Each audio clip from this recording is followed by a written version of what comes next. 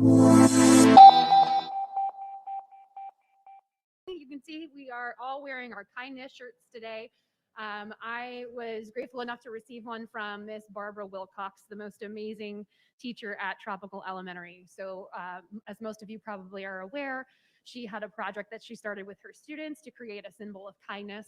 And it has made it all the way to the U.S. House of Representatives with Congressman Bill Posey to hopefully get it to be an official act of symbol of kindness for the United States. And I just want to share a really sweet story about Miss Wilcox. About 7 years, well, more than that, way more than that. When I was at Brevard Community College in an elementary education course, it was my first education course I ever took. I had the pleasure of volunteering at Endeavor Elementary. And one of the first classrooms that I spent time in was Miss Wilcox's class. And I was so moved by her. She was a woman who was dedicated to her job, loved her students, clearly had a passion for what she did, and that stuck with me from that moment. And when I was in the audience one day when she was up here, when you guys were making a resolution for the kindness symbol to be part of Brevard Public Schools, I instantly recognized her just because she is just the most incredible educator. And so I just want to give her a really huge shout out for the amazing things that she has accomplished over the years for her students, and just sticking it out with us. So thank you very much, Ms. Wilcox. Thank you, Ms. Jenkins. And just as part of my recognition this evening, I've asked Mr. Francisco to play the kindness video, the resolution video. So he's waiting on that cue when he gets to my point. So nice overlap there. Who wants to go next? Ms. McDougall. I just have one thing. I wanted to go ahead and give not a shout out, but to remind everyone that there is a 2021 Hispanic Carriages Month Art and Essay Contest that for our students, and the theme is celebrating Hispanic American community leaders and champions. And the deadline date is 5 p.m. Eastern Time on Monday the 11th. And students in grades K through 3 have a chance to win cash prizes and for submitting their artwork. So I'm sure they can reach out to their art teachers to get more information, but I wanted to make sure that everyone was aware there was a contest where our students can participate in. That's all I have. Thank you, Ms. McDougall. And to our audience members, if you would please just make sure that if you did not present a medical exemption at the door, that you do have your mask on. Otherwise, we'll have to ask you to leave the boardroom, okay? Who's next? Ms. Campbell.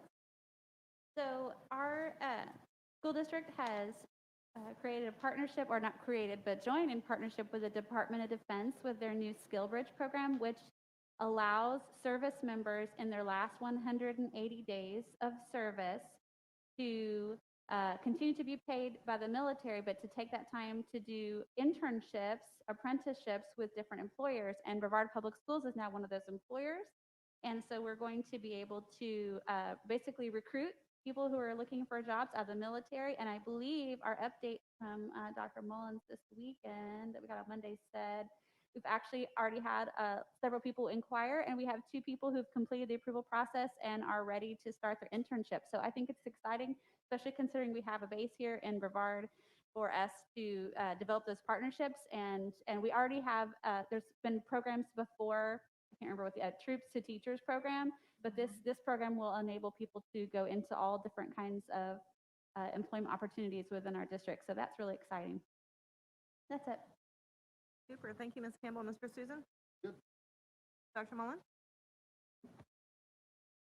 Thank you, Ms. Belford. I want to just take the opportunity to celebrate some of our kids. We just received announcement that 17 of our now high school seniors qualified for the National Merit Semi-Finalist status. These are students who took SAT last year as a junior. They joined less than 1% of students across the United States who received the highest scores in their state, and now they compete for the National Merit Scholarship Program.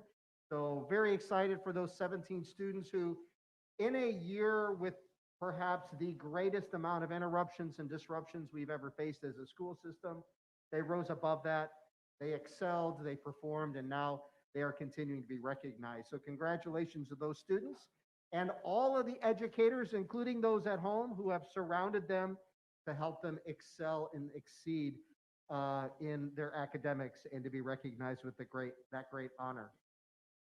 And then I also want to just recognize that Brevard Public Schools will join the nation in recognizing Hispanic Heritage Month from September 15th through October 15th.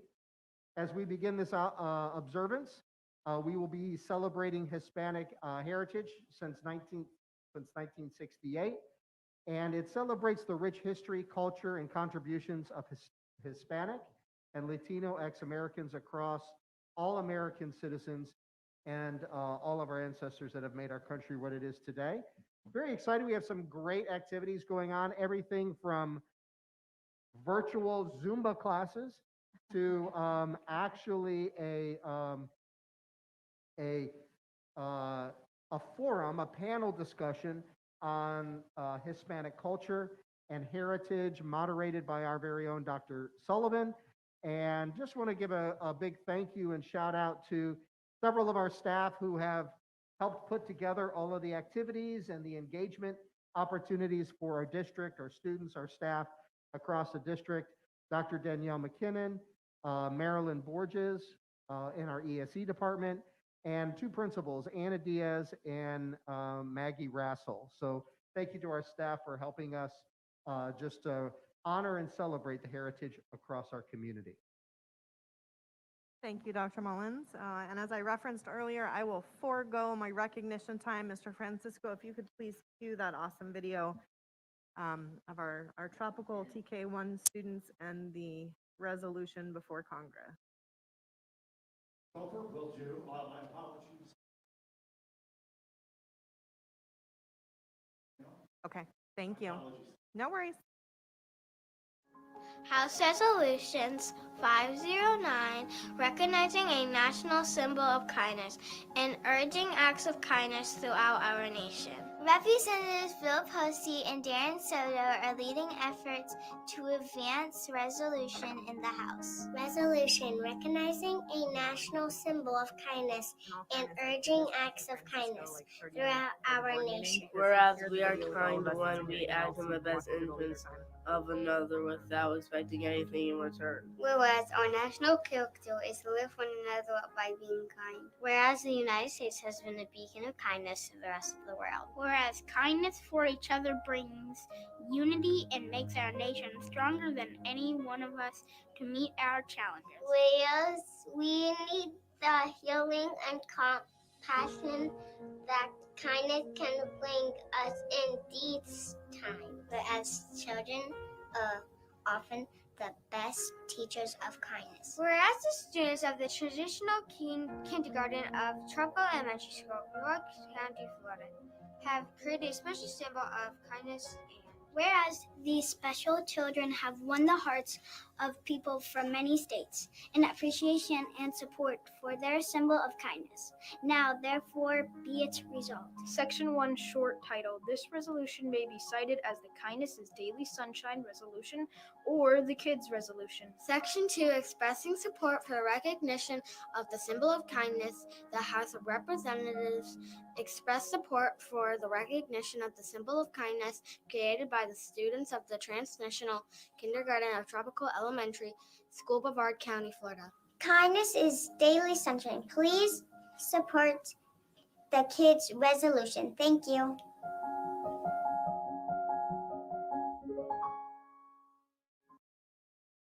At home, we're able to see that.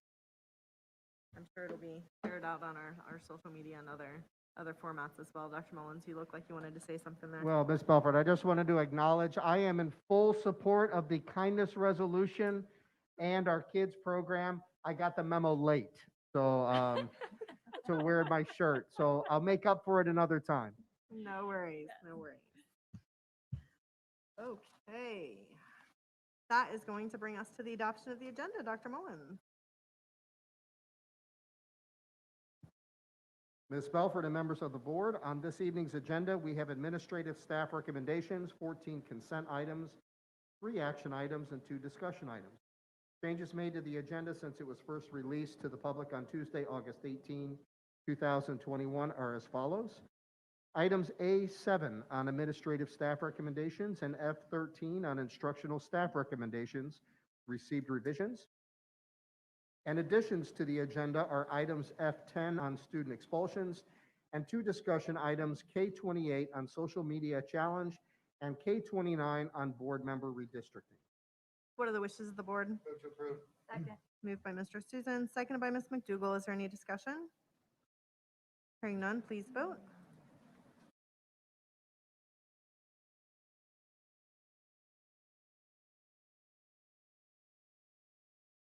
Oh, never mind.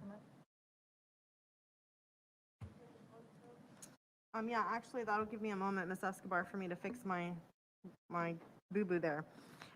Board members, at the end of our agenda, we have item G25 on department school initiated agreements and G26 on procurement solicitations, which come after our discussion of G24, which is the emergency mask mandate. Do you all want to take those before we get into the mask discussion? That's No. fine. Okay, so I will, yeah, please. Mr. Gibbs, is that okay with you? I believe it was amend the agenda to move G25 and 26 above G24. Does that work for you, Mr. Susan? Absolutely. All right, I have an amended motion on the floor from Mr. Susan. Do I have a second? Second. Second from Ms. Campbell. Any discussion? Do you need a voice vote on that, Pam, since we did amended motion? Okay, all in favor, please signify by saying aye. Aye. Any opposed, same sign. Motion passes 5-0. All right, Dr. Mullins, will you please let us know about the administrative staff recommendations? Yes, I would like to, yes, Ms. Beaufort, this evening you'll be asked to approve 3 persons under this category. What are the wishes of the board? Move to approve. Second. Moved by Mr. Susan, seconded by Ms. McDougall. Is there any discussion?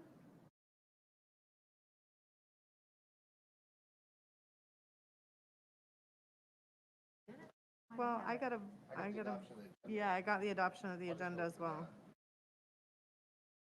Let me, I've got them. That's what I was getting all excited about, is announced. Get ahead Do you of need a myself. voice vote, Ms. Escobar?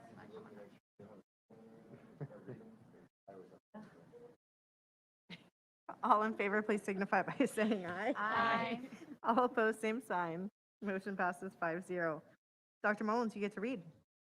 All right, now is my opportunity to recognize and congratulate 3 of our newest administrative appointees. Want to take this opportunity to congratulate Miss Melanie Nelson on her transfer from the position of assistant principal, 10 months, at Pinewood Elementary School to the position of assistant principal, 10 months, at Endeavor Elementary School. Congratulations, Ms. Nelson. Thank you for making yourself available to serve the children of Endeavor Elementary. And I'd also like to recognize Miss, did I? No, I was cheering for you. Okay, I thought there was clapping getting ready to break out. We're going to clap at the end. And also want to recognize Miss Kimberly Stockton on her appointment as interim principal at Southwest Middle School. Congratulations, Ms. Stockton, and thank you for coming out of retirement to assist us. Congratulations to all.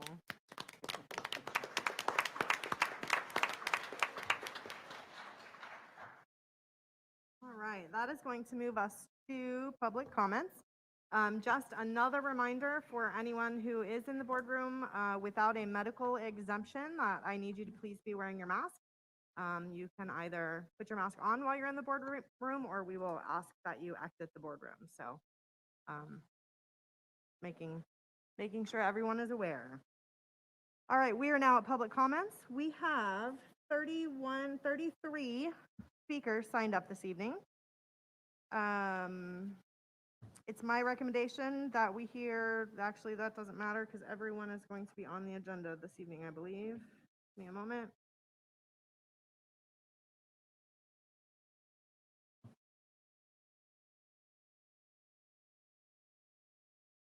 We have 3 non-agenda speakers this evening. So board members, would you like to just take all 33 together in the beginning of the meeting? Yes. Anyone opposed to that? Do I need an official motion, Mr. Gibbs? Okay. All right, each speaker is going to be limited to 3 minutes. We have a clock in front of me to help you keep track of your time. When your time is over, you will be asked to stop and allow the next speaker his or her turn. Always keep in mind that reasonable decorum is expected at all times, and your statement should be directed to the board chairman. The chairman may interrupt, warn, or terminate a participant's statement when time is up. It's personally directed, abusive, obscene, or irrelevant. Should an individual not observe proper etiquette, the chairman may request the individual leave the meeting. Let's all encourage an environment appropriate for our children who may be present or are watching from home. Our first 3 speakers, and if you all would not mind kind of being on deck over here on the, was that our east side? Anthony Colucci, Katie Delaney, and then Molly Williams. Mr. Colucci?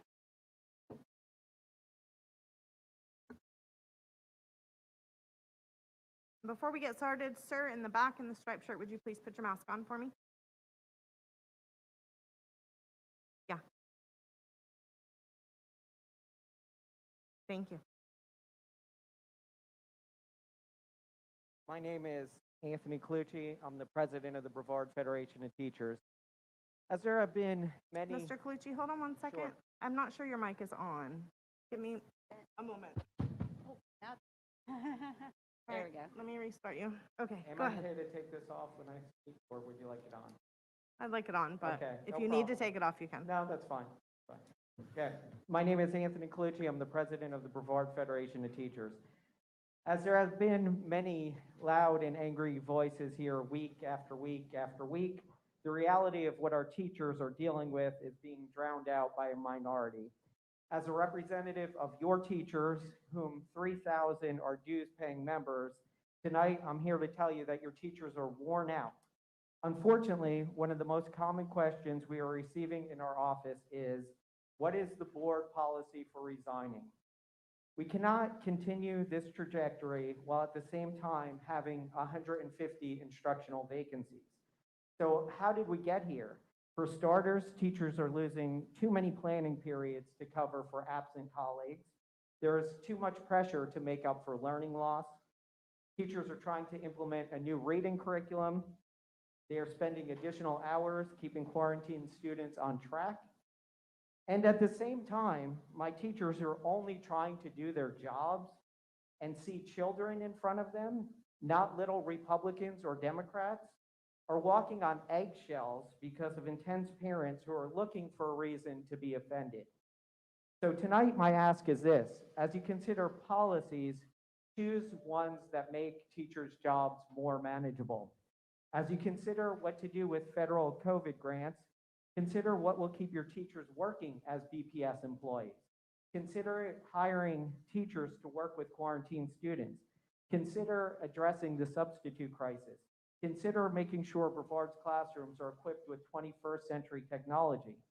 And offer premium pay to your workers when so few people are willing to do the work to keep our schools open. As we work through negotiations, think about what will keep teachers here and what will chase them away. Think about the negative impact 150 classrooms without teachers has on the district.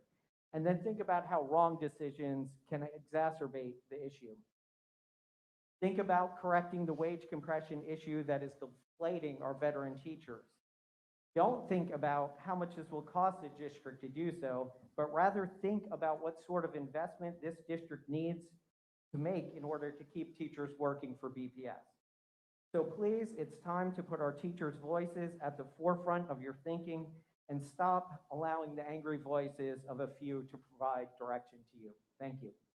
Thank you, Mr. Colucci. Ms. Delaney?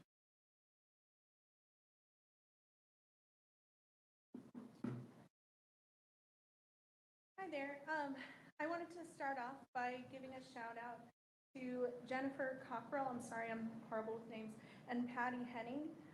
They helped us with the ELA curriculum review, and we just really appreciate them. And they were super friendly, helpful, just awesome ladies, and we really appreciate them. So the next thing I would like to talk about is right here I'm on the SAC committee for my kids' school, and I got this form. And it shows my kids' school's results from the FSA, the district, and then the state. The numbers are pretty alarming in the district, and I'm sure you all know that. The most alarming is it'll be last year's 8th grade class. 79% got a 2 or below, which means they are not on grade level. Here we are again, a year later, fighting over COVID mitigations that do not work, while all of you ignore this achievement gap. It's between 30 and 50% of the children in this district cannot read and write and cannot do math. Why are we here? Are you here to tell us how to parent, or are you here to educate our children? Because you're not doing either. Because you know what? Parents are still going to send their kids to school without masks because it's our right.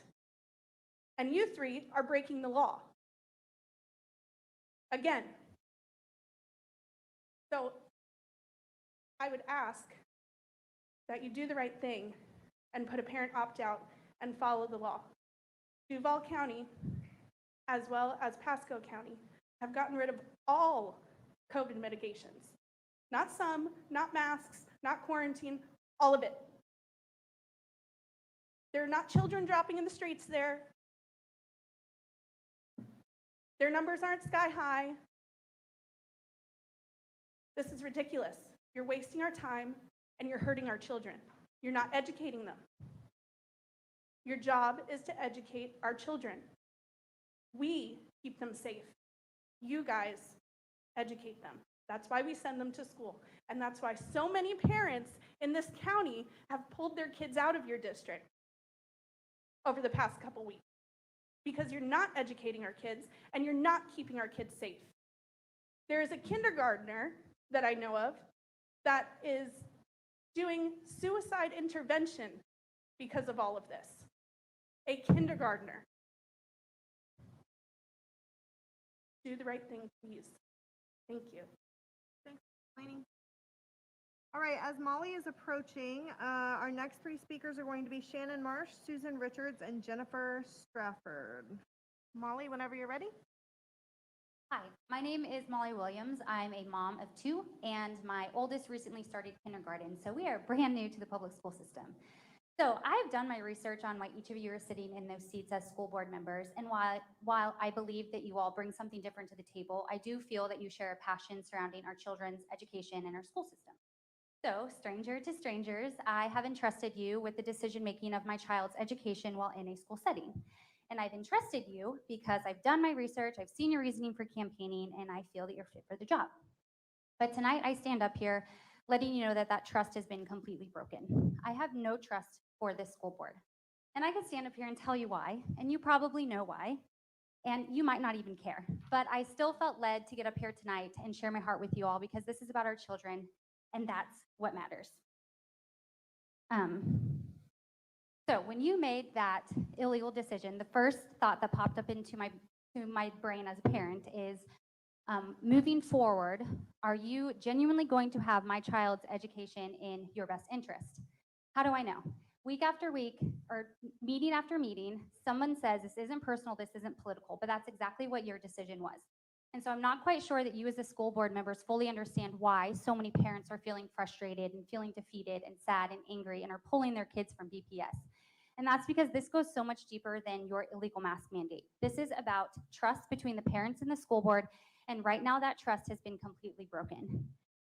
And so if this broken trust doesn't bother you, if it doesn't motivate you to want to fix it, or if you just don't care, then I'm going to implore you to please give up your seat to someone who is genuinely going to have my child's education in their best interest and who is going to focus on what's most important while my child is in a school setting. Because honestly, right now, I'm not sure that you have my child's education in your best interest. This broken trust speaks volumes for how you are doing your job. The amount of parents who have pulled their kids from BPS speaks volumes on how you are doing your job. This abuse of power speaks volumes on how you're doing your job. And the fact that you have a parent who's brand new to the public school system standing up here and telling you that I have a backup plan for my child's education speaks volumes on how you are doing your job. We elected and entrusted you with the decision-making of our children's education. We did not elect you to make medical decisions for our children. So right now, you are in territory where you do not belong, and worse, you did it illegally. So I would hope that we can agree that trust is important, and pushing aside your political and personal agendas while decision-making is important, and placing our children's education in your best interest is important. And if we cannot agree on any of that, then you do not deserve a seat up there. Thank you. Thank you, Molly. Shannon, Marsh. Once again, guys, I will ask you, please hold your applause so that everyone can hear their names called and everyone can get their opportunity to speak, okay? Shannon? I have a master's in public health epidemiology. I've done infectious disease epidemic control around the world, and I closely follow the COVID data research and guidance. I also have an unvaccinated 9-year-old Brevard student who cannot return to in-person until the transmission risk significantly lowers. I'm concerned that the school board is considering lifting the mask mandate after only 30 days. The school board should lift the mask mandate only when Brevard achieves certain public health indicators using Florida DOH and CDC data, and not just until 30 days from implementation or 30 more days from now. While we've seen a positive effect from the universal masking requirement for Brevard schools on numbers of cases and quarantines, we are not yet where we need to be to keep our schools safe from COVID transmission. Lifting it now is premature and would cause a rise in numbers again. I don't think any of us want to see another child hospitalized or another staff member die. With deaths and hospitalizations having increased due to Delta and long-haul COVID and MIS-C complications appearing in up to 52% of pediatric cases, even asymptomatic ones, we should do everything possible to prevent infection in the first place. Overall, COVID case numbers are decreasing, but pediatric cases are at an all-time high. Brevard's fully vaccinated rate is low at 54%, and our community transmission risk is still very high. For the unvaccinated kids under 12, the risk is exponentially higher. Because community transmission affects school transmission, and the only other mitigation at schools is hand washing and distancing, we should not remove the universal mask requirement until our transmission risk is low and vaccination rate is high. Otherwise, we risk having another surge. While a 7-day case rate of 10 per 100,000 people is considered low risk of community transmission and 100 is high risk, Brevard is even higher at 360. The CDC's chart on risk of transmission in schools puts low risk below 20 new cases per 100,000 over 14 days and high risk above 50 cases. Brevard is even higher at 707, and even just our school community is at 210. A test positivity rate below 5% is low and over 10% is high. Brevard is at 11. Because vaccinated people can also transmit, masking should remain universal until we reach at least 80% fully vaccinated, which would then provide some herd immunity. Vaccinations will likely be available to children under 12 after Halloween, but it may still take quite some time to reach 80%. We could lower the risk of COVID transmission in schools to almost nil if we implemented a multi-layered prevention approach, which includes masking, distancing, required vaccination, at least for staff, improved air quality, screening, testing, and hand washing. Until we do that, masking and vaccination are our only way out of this epidemic. Thank you. Thank you, Shannon. As Susan Richards approaches, ma'am, in the back of the room, pinkish maybe colored dress, if you could please put your mask on for me. You back there. The one not wearing a mask in the back of the room, if you would please put it on for me. Joanne, could you see the one I'm talking about? I'm not asking you to do anything, just so she's aware of who I'm talking to. If she has an exemption, take a look for me. All right, Susan? Okay, I'll start with my doctor's note.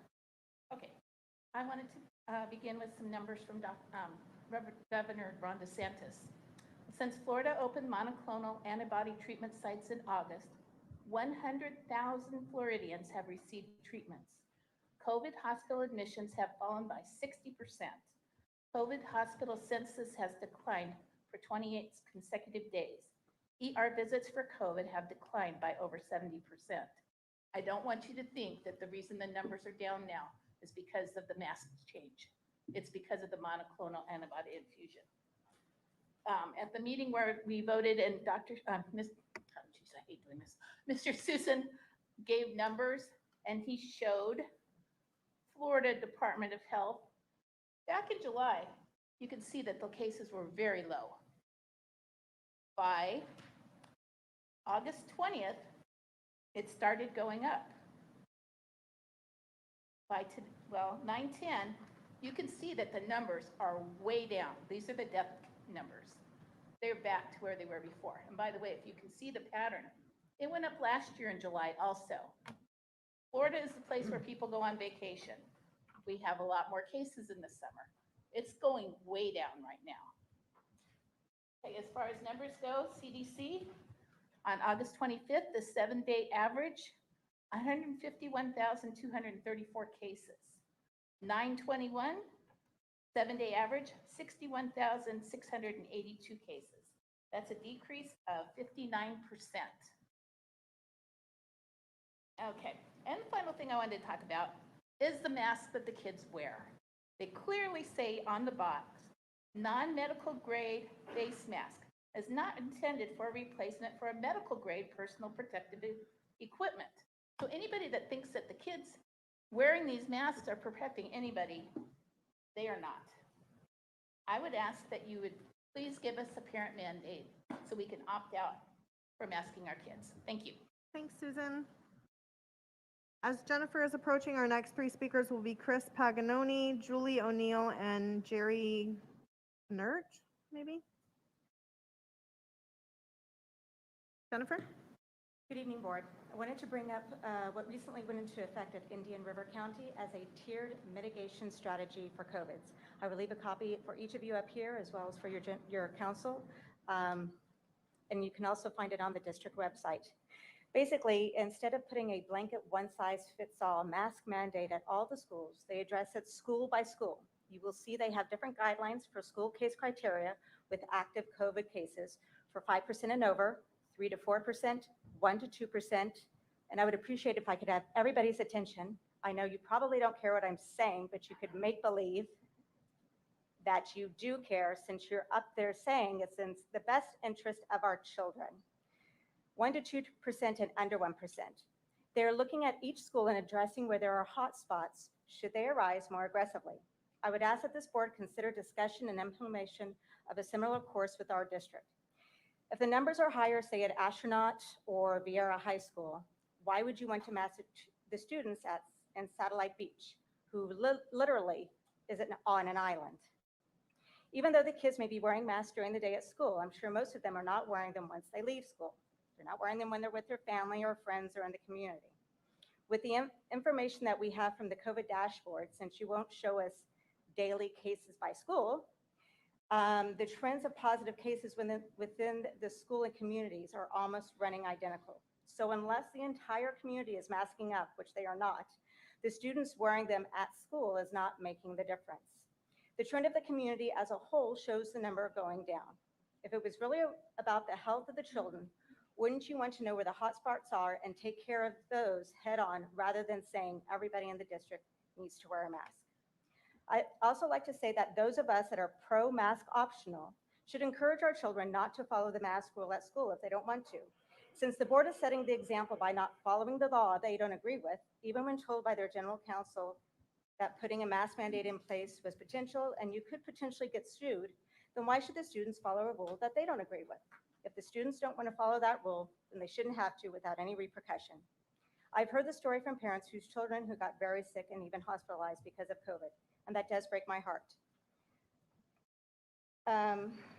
It is scary how it can affect different people on such different levels. I had it and was down for maybe 36 hours with no lasting symptoms even to date. This is a virus that can be very harmful, but so is the flu and pneumonia. But we don't expect the community, and especially our children, to mask up because of them, do we? Thank you. Thank you. Chris Paganoni?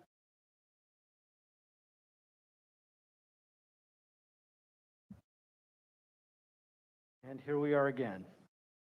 I'm going to actually leave some documents up here on the table. I'm going to go over those. Those are for the board members. First off, I have to agree with some people that spoke earlier. We're beginning to lose trust in the board. Why do I say that?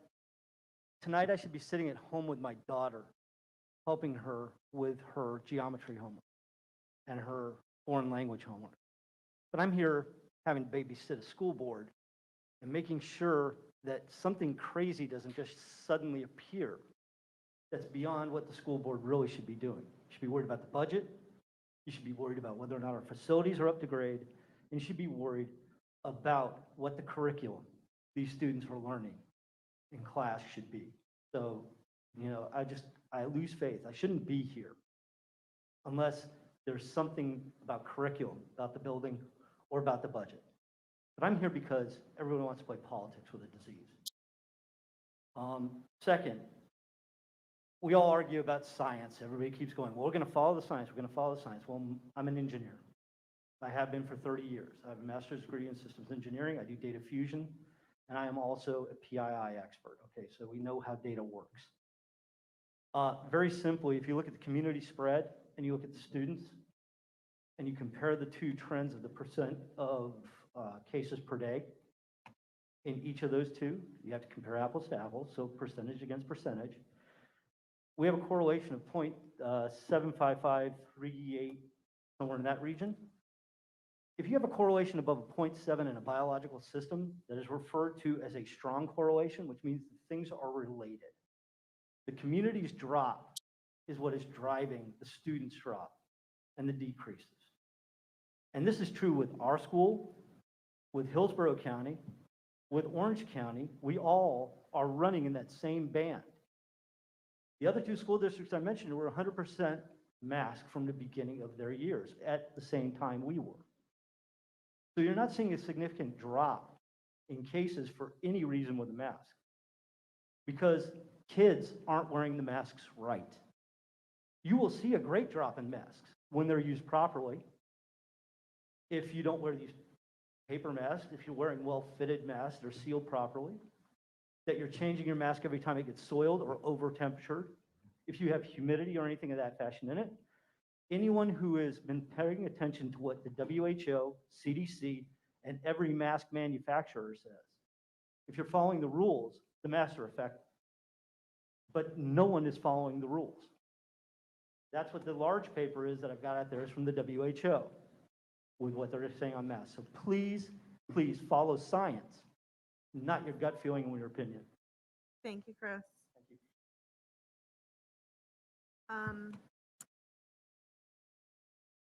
Julie O'Neill. Good evening. I'm a parent at Melbourne High School, and first I just want to say thank you to Ms. Belford, Ms. Jenkins, and Ms. McDougall. I applaud you for standing your ground and protecting our students, staff, and community. Community cases have decreased as well as our school cases and quarantines, and this is because of the mask mandate that you voted for. So again, I say thank you. Please vote to continue the mask mandate and continue protecting our students, staff, and community. Thank you. Thank you. As Jerry's approaching, our next three speakers will be Terry Hart, Shannon DeLeeden, and Natalie Twine. Jerry? Hey. Good evening, board. First, I want to say I'm a full-time substitute teacher. I teach at Riviera Elementary. I'm proud to say at that school, everybody is masked from start of school to the end of school. So that's one of the, for my school I'm at, Monday through Friday, you see everybody is masked. The group I want to talk about now is what we didn't hear a lot about. It's children with disabilities. If anybody is breaking the law, the governor's executive order violates the law for the American Disability Act. It reads, Americans with Disability Act prohibits the exclusion of students with disabilities from public educational programs and activities. Children with certain disabilities are most vulnerable to serious illnesses or viruses. A lot of you, some say, don't tread on me. I'm saying don't tread on children with disabilities. They earn the same equal education as your children. Don't expose them to the viruses. That's all I have to say. Thank you. Thanks, Jerry. Terry Hart?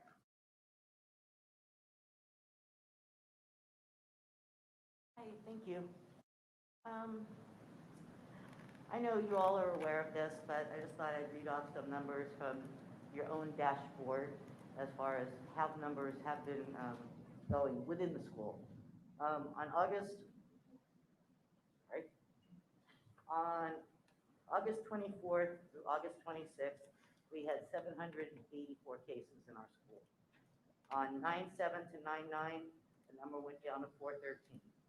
9/10 to 9/14, the number went down to 213. On 9/15 to 9/16, the number went down to 104. And from 9/17 to 9/20, the cases within the schools are 85. So we went from 784 cases down to 85. What changed other than masking? As far as quarantines, I won't go through the whole list because there's a lot, but where we started on 8/24, we were quarantining 4,021 students from 8/24 to 8/26. The numbers that came out from 9/17 to 9/20, 312. So from 4,021 to 312 quarantines. Now, for me personally, I got a call from the school saying my son was exposed. Luckily, it was after the masks were in place. He was wearing a mask. The other students were wearing a mask. Plus, he was vaccinated, so he did not have to be quarantined. Thank God, because his grades would have plummeted if he went home. And that might be the reason, you know, I know one person said that they noticed the scores had been going down since last year. Well, it was a tough year. The kids weren't being taught last year. The best the teachers could do, well, you know the story. The best thing we can do for our kids is keep them safe, keep them from getting sick, keep them from getting their parents sick, keep them from being quarantined. And I agree with other people who said, you know, why do we have to keep going through this, coming here, babysitting, blah, blah, blah. I agree 100%. I think we should extend the mask mandate, make it be at least through the end of the year till our numbers really come down. We've made great progress. Let's not blow it now. Thank you. Thanks, Terry. Shannon?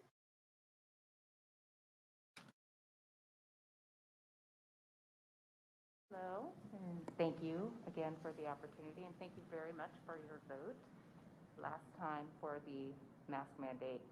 I'm here on behalf of my children, two of whom are high schoolers at Satellite. One is a middle schooler, and I apologize, I have to keep taking my glasses off because I can't see because of the fog, but it is what it is. So my children also thank you. They appreciate you very much because they are COVID-free. And does my daughter, who's 16, want to wear her mask? Absolutely not. But does she every single day?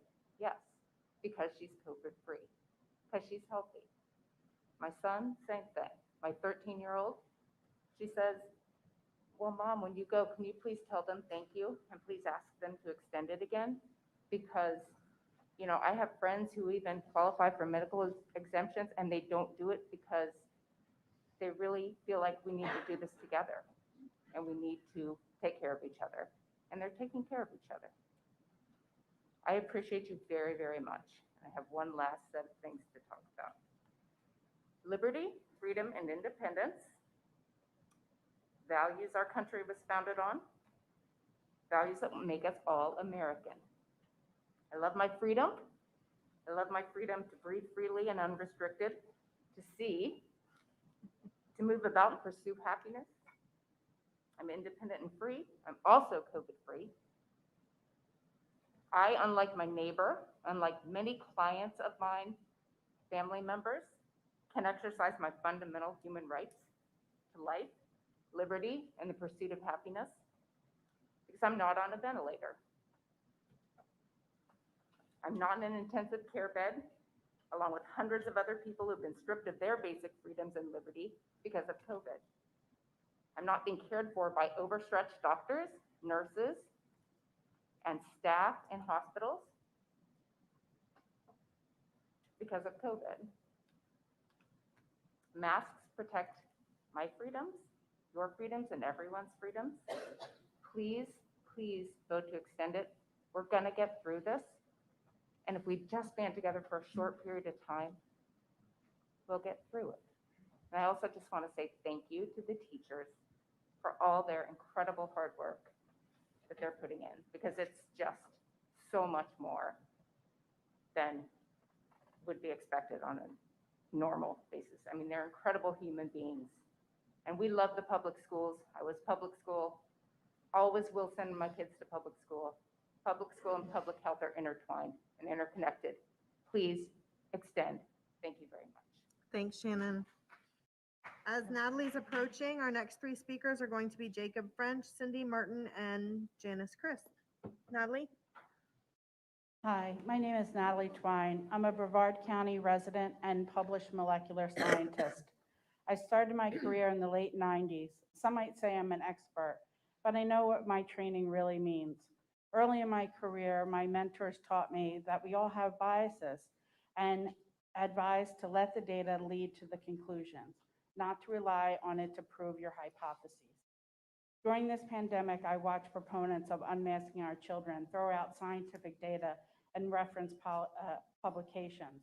When I tried to engage one of the well-known unmasking groups, time and time again, the answer was, do your own research. I did. One member of this group posted on social media a link to an article that she encouraged the group to email our board members. Yet when I clicked on the link, I discovered that the article had been retracted. This example demonstrates it is critically important to rely on those with scientific training to evaluate scientific publications. The school board heard from a panel of those trained in the scientific method that uniformly testified that the great weight of the credible scientific data led them to conclude that it is essential that masks be worn in schools to protect the school community. I was appalled when one of the school board members stated, "We will look at the data," but the panel had just interpreted that data. One school board member is particularly cavalier about bastardizing the scientific method. He has even gone so far as to be quoted in a newspaper providing an analysis before even obtaining the underlying data. Not learning from his mistake, he took published data out of context, and the organization compiling that data sternly corrected his misinterpretation. Hey, Natalie, keep it focused on center, okay? Yep. So as a political official, his words have consequences. It is defensible that a school board member would knowingly or unknowingly mislead our community on a matter of public health.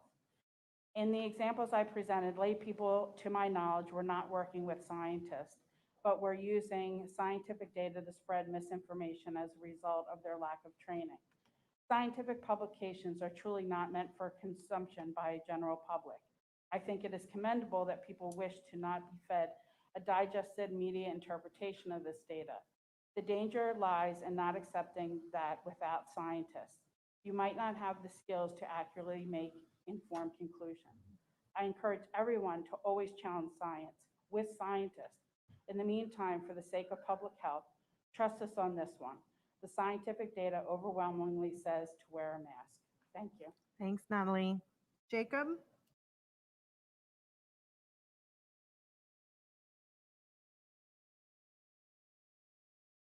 We should not have to wear masks because when my class comes in from recess, we're really hot and we all take down our masks because we're too hot and sweaty and it hurts and sticks to our face. And then when we go home, well,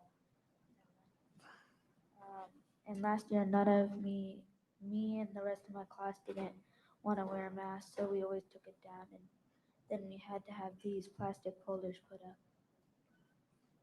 Bye. Thanks, Jacob. All right, as Cindy is approaching, our next three speakers will be Julia Anton, Martin McClellan, and Sarah Shivario.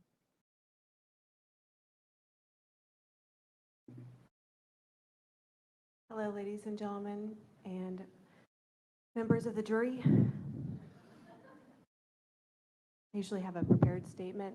I'd like to thank the two board members of BPS for voting against the mask mandate, because at the time that the board was voting on the mask mandate, August 30th, 2021, your own attorney, under advice of Mr. Gibbs, who is with us this evening, stated that Judge Cooper had not yet signed the order, and Mr. Susan seconded that by saying he didn't know if it was legal to vote on a mask mandate since this was being litigated and it was not, actually the order was not signed. As of right now, there's still a stay on this. So my understanding of the law is that it's unlawful to impose the mask mandate while it's under a stay and it's still being litigated. I don't know how everybody else feels, but that's just my general feeling about the matter. So also, the test results from the mask that's been sent off to the independent lab will not yet be back for about 4 weeks.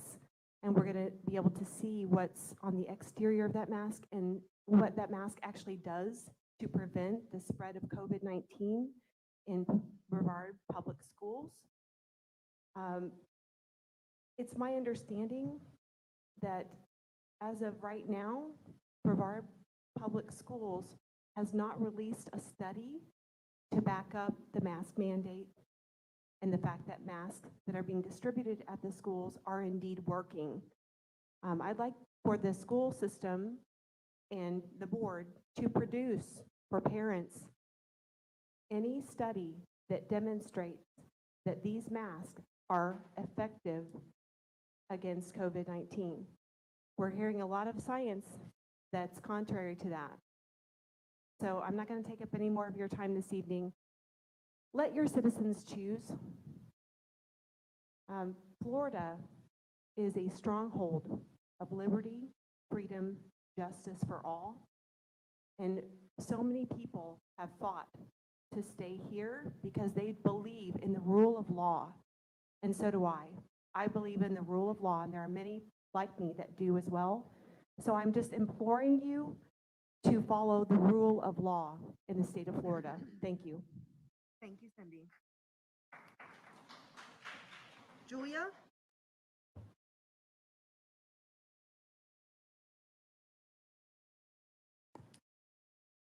Board members, you're hearing a lot of disinformation today.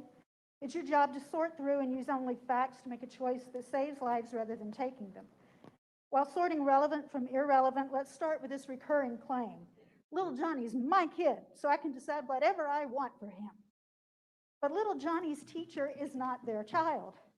They don't get to do whatever they want with little Johnny's teacher. Little Johnny's bus driver, cafeteria workers, janitor, and classmates are not their kid. And their health isn't collateral damage for little Johnny's parents to take away. There's a public health issue here. It's called contagion, disease transmission. It's not just little Johnny who's affected by his parents' decision. It's the granny of the checkout clerk at the grocery store who got COVID from the bus driver's wife, who got it from the bus driver, who got it from little Johnny's classmate, who got it from little Johnny who wasn't wearing a mask. Yes, making health decisions for one's own child absolutely is a parental right, no question. But no, making them for other people is not. It's your job, board, to remember that and to decide accordingly. And while we're sorting out fact from fiction, let's talk about this trigger word, tyranny. Tyranny? I have friends who lived under apartheid in South Africa, a former client who barely escaped the Prague Spring while the borders closed around him. I celebrated with Haitian exiles the day that Baby Doc was overthrown. Old Polish men have showed me their tattoos. Tyranny, a black friend's father was paraded past the rotting corpse of a lynching victim and told, boy, don't let this happen to you. This is me with Romanian friends at the Berlin Wall.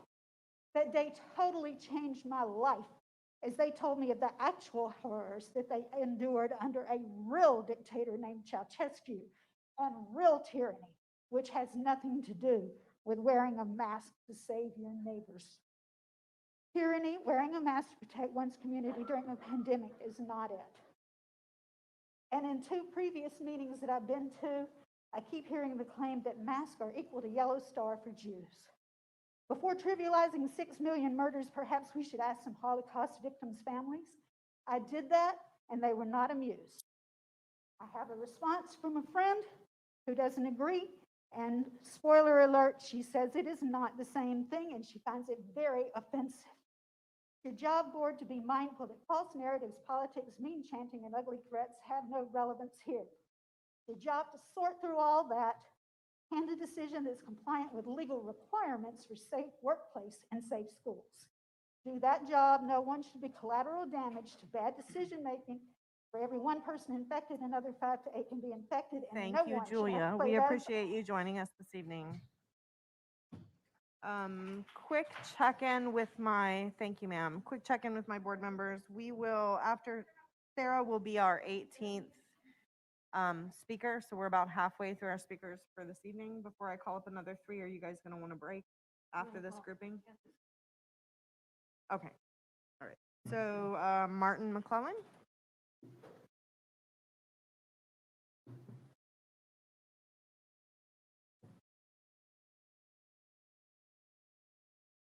Fortunately, I get classes off. My name is Martin McClellan. I live at 3595 Grant Line Road, Mims, Florida. I have an extensive background in contamination control for highly sensitive hardware, including the Hubble Space Telescope and the Space Shuttle Crew Module. This included dealing with pneumonia pathogens found in the Space Shuttle Crew Module. I wrote the procedure to sterilize that crew module. The crew module would be sampled 30 days before launch, and then again 24 hours before launch. The second result is generally known 48 hours afterwards. They postponed me. It got to 48 hours, and they said, we'll tell you tomorrow. Then we got to tomorrow, and they said, we'll tell you in a couple hours. And I said, what's the problem? He says, well, there's a new crew that was sampling it. We think they may have goofed. And I said, wasn't that the same crew that did the sampling 30 days before, where they found levels of 2 million pneumonia pathogens?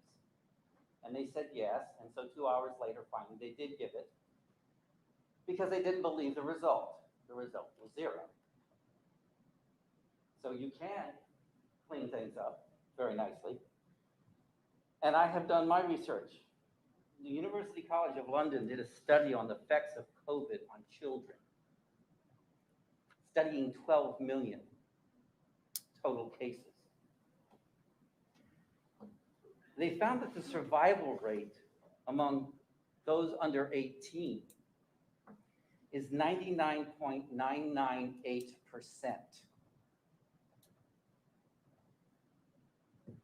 Another thing that I'd like to mention is, by the way, if this were a great pandemic, what would be happening to all the homeless? They'd be dying on the streets. You're not finding that. In the study, 60% of those that did die had comorbidities. Also, by putting a mask on children, you're creating germ factories. In Alachua, masks worn for an average of 5.7 hours were sent to a lab. The bacteria that was found on those, and it was extensive, were that for pneumonia, meningitis, food poisoning, Lyme disease, Legionnaire's disease, as well as others. When you put the masks on the teachers, you are interfering with the child's learning experience, looking at expressions and how the teacher is conveying certain ideas. Another curious fact I want to leave you with. In 2016 to 2017, there were 29 million flu cases. Then 45 million the next, 36 Thank you, sir. We million the appreciate next. you joining us this evening. Unfortunately, Okay. your time is up. Sarah.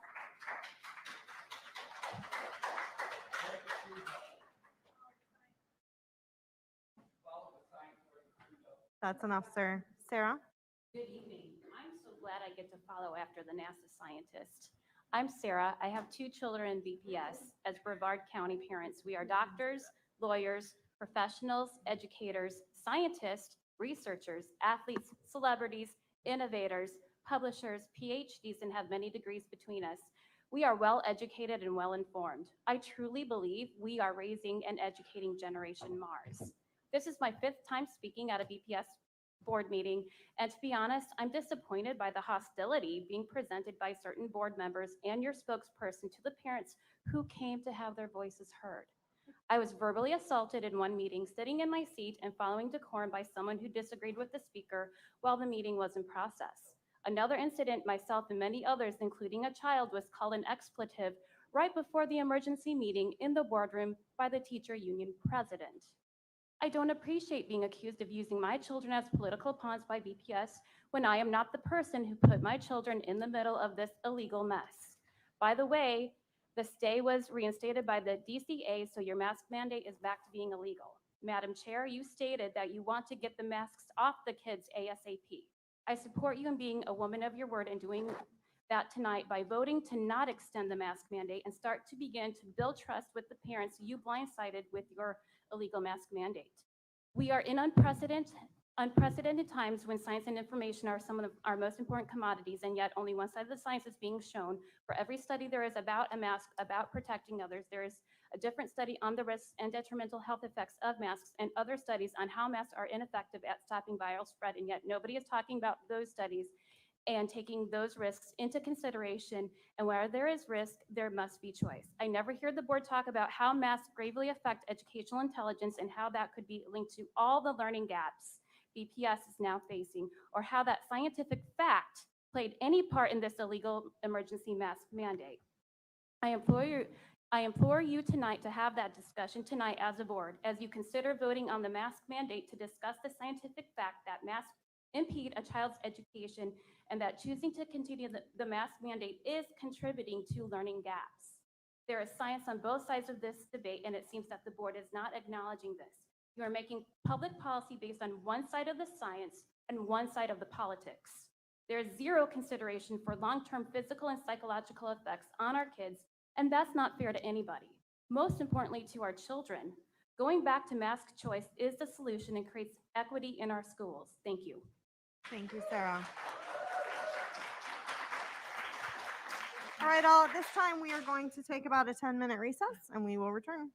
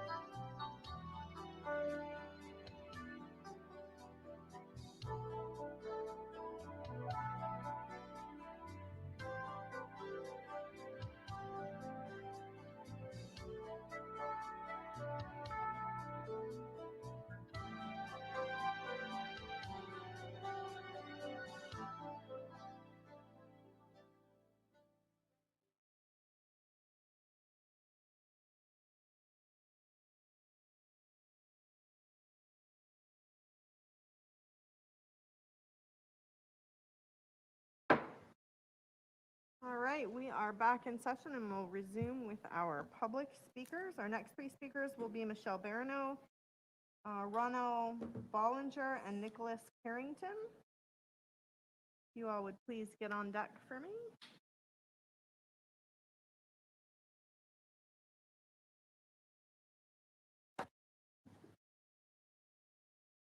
All right, Michelle, whenever you're ready. Hello again. My name is Michelle Barano. I'm the parent of an elementary school child in the Brevard County Public School System. I'm sorry your workplace has turned into a circus. I'm sorry for everyone who works in this building that has to deal with this insanity all the time, and I want to say thank you for continuing to show up and do your jobs. We do appreciate it. Well, we tried it both ways, right? In the age of Delta, we started school without masks, and that was, no pun intended, an unmitigated disaster. We had schools that were starting to close, quarantines that were off the charts, not to mention, oh yeah, all the sick kids and teachers. Things are starting to improve. We're not there yet, but the mitigation has done its job. It is helping. I'm no longer getting daily or multiple emails from my school now warning me that there are active cases where my daughter is sitting, and that's a huge relief. So I want to say thank you. I have been able to relax a few degrees these last few weeks, not feeling like I'm playing Russian roulette every time I send my child off to the schoolroom. I know there's still a danger, but at least we're doing something about it instead of just throwing our hands up and saying, oh, well, not everybody's going to do it, so we shouldn't even try. So thank you. I'm begging you to keep the mitigation in place at least another 30 days, see if we can't beat this thing down a little bit longer.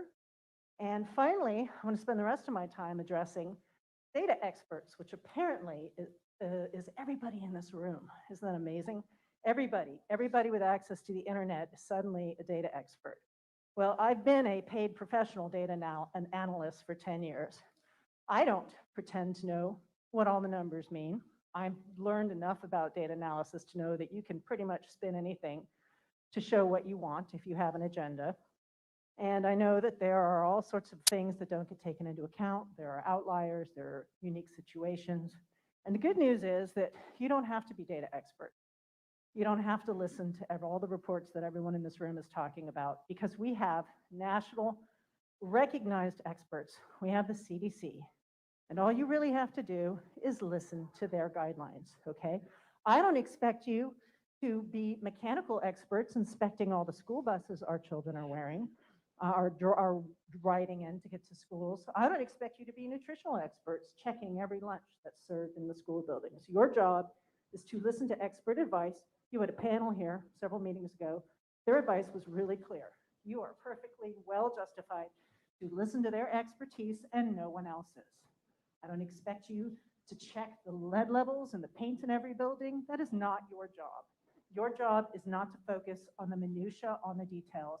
Your job is to listen to the experts and make the best decision for the safety of our students. Thank you.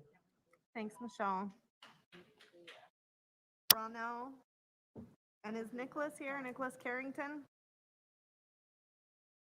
Okay, then after Ronell, our next three speakers are going to be Elliot Davison, Aaron Davison, and Julie Bywater. Hi. Hi. Missy, I happened to see you on the news as I was leaving my house this evening to come here. And the news reported that the numbers had gone so far down, and I was very excited, and I'm very hopeful that you guys will be able to, in good conscience, remove the mask mandate, or at least give a parent an opt-out. I do just want to kind of restate some facts that I think most of us know. The Department of Education operates through the public school board system, right? So the Department of Education is your boss, so to speak, right? Or your superior. And the Department of Education, along with the Department of Health, so the Department of Health are our experts, our local experts, right, in our state. I mean, tell me if I'm wrong, but this is what I'm understanding when I read this. So the Department of Education and the Department of Health said to you and to us as citizens that there is an emergency rule that conforms to the Executive Order number 21175, which ordered the Florida Department of Health and the Florida Department of Education to ensure safety protocols for controlling the spread of COVID-19 in schools that, one, do not violate Floridians' constitutional freedoms, two, do not violate parents' rights under Florida law to make healthcare decisions for their minor children, and three, protect children with disabilities or health conditions who would be harmed by certain protocols, such as face masking requirements. The order, which is incorporated by reference, directs that any COVID-19 mitigation actions taken by school districts comply with the Parents' Bill of Rights and protects parents' right to make decisions regarding masking of their children in relation to COVID-19. As we all know, you went against the Department of Education and the Department of Health when you made your decision on August 30th. I'm hopeful that you're at a place now that you can reverse that decision. I do want to refer to the Florida Bill of Rights that was mentioned by the Department of Health and Education. As a Florida parent, you have the right to direct the education and care of your minor child, and I'm going to run out of time. So I just want, if anybody doesn't know about this law, I do have some pamphlets here, or you can go to parentalrightsfl.org. Thank you. Thanks, Ronelle. Elliot?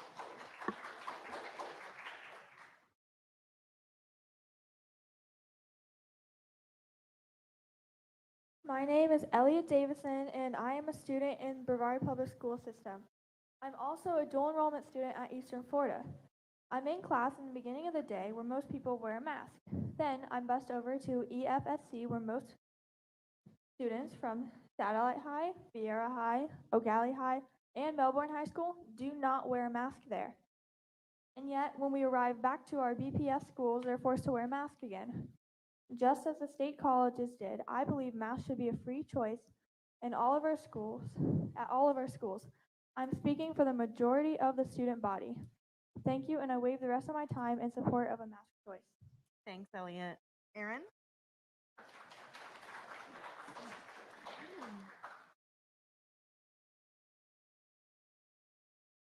Long day being here again, discussing the same topic. So I don't want to beat a dead horse. I want you guys to follow the law, and I'm waiving the rest of my time in support of a parental opt-out and amendments that Ms. Campbell suggested before. Thank you. Thanks, Erin. All right, as Julie's approaching, our next three will be Deborah Clark, Michelle Smith, and Joey Taliwa. Sorry if I mispronounced that. Julie, whenever you're ready. Hi, I'm Julie Bywater. I'm with Moms for Liberty, but I'm also a parent of 3 students at BPS schools. I want to thank the board members that voted against the mandate. I appreciate both of you listening to all sides of the mask issue. As for the rest of the board, I could come up here and talk about the places that kids are going that don't require masks: church, sports, stores, restaurants, friends' houses, football stadiums, Met galas, birthday parties, movies, the Emmys, but you're not going to listen to me. I spoke before about how the deaf and hard of hearing cannot read lips or communicate with masks on every face, and how that the speech issues with kids who have speech issues cannot practice mimicry. You didn't listen to that either. I brought up alternative ideas for the loss of homecoming and other events. Did you pursue those? Did you reach out? Yeah, you didn't listen to those. I could talk about the case numbers, how they were dropping before the mandate. I could talk about how most other countries do not mask children, but you're not going to listen to that either. I could talk about how mask rules aren't even being followed at many schools, how even when many are wearing the masks, they're barely on their face. Or I could talk about the ridiculous quarantine rules that subject athletes to a higher standard than their peers, but you're not listening to that either. So let me tell you something. You were elected to listen to me, to the students, to every constituent in this county. You're breaking the law that a simple parent opt-out would fix. Amend and add the opt-out for parents that allow for choice and follow the law. You've been told this and you're not listening. Why should any of the students in this school district follow your rules when you're breaking them? If you think they don't know, then I suggest you think again. These kids know. I'm going to leave you with this. You may not be worried about your school board paycheck, and that's good. Because these high schoolers that are messed up and canceling homecomings, healthy quarantines, and more, they're going to be voting soon. They will vote you out. Gen Z is way more invested and involved than you may realize. My freshman daughter wants to run for school board when she graduates because she's sick and tired of being ignored and knowing her peers are ignored as well. Enjoy your time up there, not listening to your constituents, because it likely won't last any longer than the next election, because you're not listening. Thanks, Julie. Deborah Clark. Audience members, if you would please hold your applause so that we can get through the speakers. I called a name and no one even heard that I called the name because of the applause. Some people are looking at me like I'm crazy. Why am I asking that? But Deborah Clark, yes, Deborah Clark, if you would please approach. My name is Deborah Clark, and I'm a BPS parent. I'd like to thank the board for implementing a mask requirement last month, and I urge you to keep it in place. The number of student quarantines has gone down in the short time the requirement has been in place, which is a reason to celebrate. Students need to be in school, which means they need to wear masks. We are still in the dark days of this pandemic. Our hospitals are full, care is being rationed, and people are dying of COVID. Since August of this year, 5 BPS employees have died. Not since August, that was last month. Students are sick, some will suffer from long-haul COVID, possibly for years. And we haven't lost any BPS students, for which I know we are all so grateful. But several students have suffered the tragic loss of a parent to COVID. And in the past month alone, 2 of our students have lost both their parents. This is a devastating, life-changing tragedy for these young people. How we react to the pain and suffering like this says a lot about us as a community and as individuals. Masks protect students, teachers, and staff from bringing COVID home to their loved ones. Rescinding the mask requirement now is the same as looking at a child suffering the loss of both parents within days of each other and saying, sorry, kid, we could have done more to protect everyone, but wearing a mask is just so inconvenient. People who care about their community, who care about others, make personal sacrifices, like wearing a mask to protect vulnerable people. I don't need to remind you that our schools are charged with providing a safe environment for our students, teachers, and staff. Please remember, no one has been hospitalized or died from wearing a mask, but too many have died from contracting COVID because others chose not to mask. Please maintain the mask requirement until children ages 5 and older are eligible to receive the COVID vaccine, and the transmission rate in our community is less than 20 per 100,000. Thank you. Thank you, Deborah. Michelle?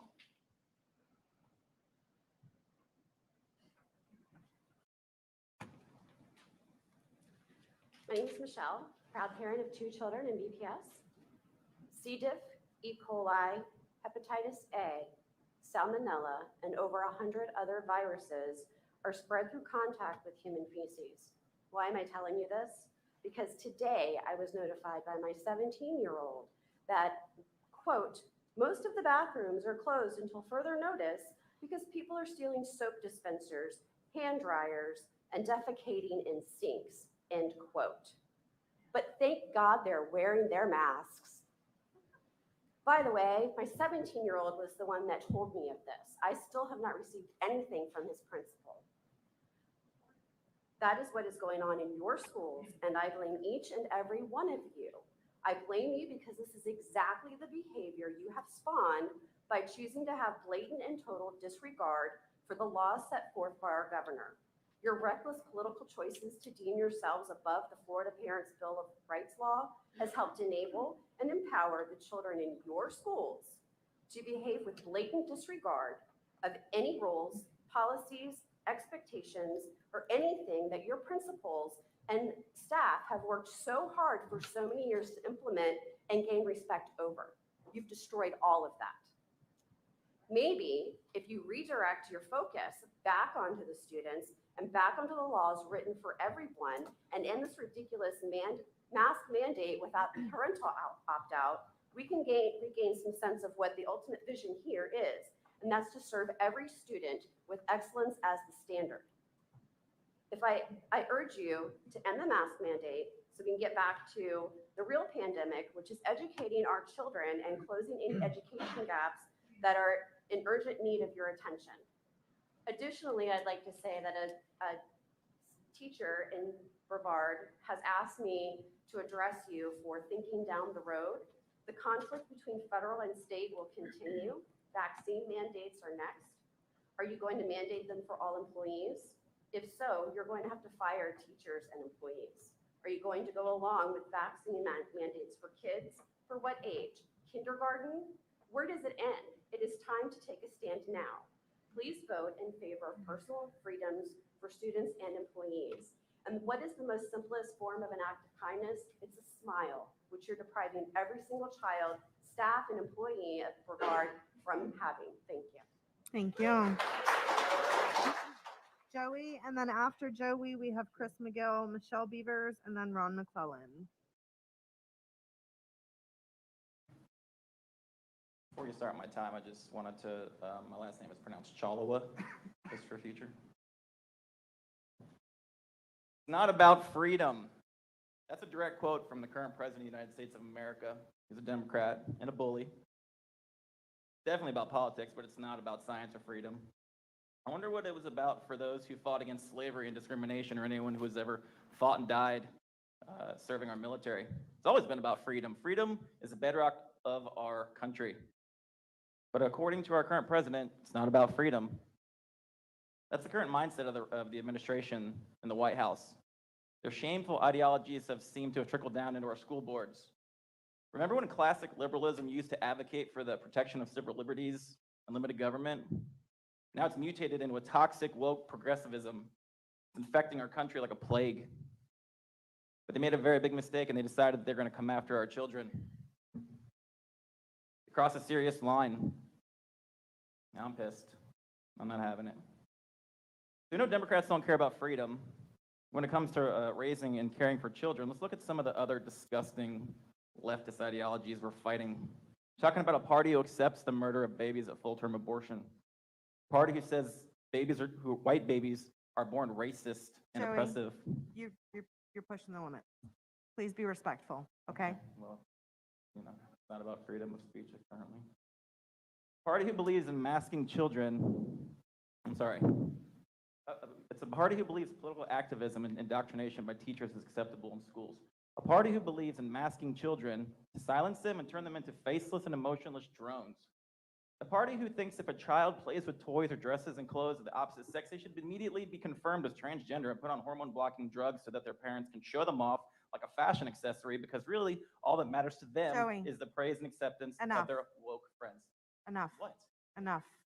Please Grow stop. up, You are okay? insulting Grow up. half of our I don't audience. care what you, I'm not saying anything inappropriate. And you guys need to stop, or I'm going to clear the boardroom. I'm not referring to, sir. I'm asking you to be respectful of people who. I'm asking you to be respectful of people who view things differently. I can't talk about the views. I literally just want to finish up and stop talking about it.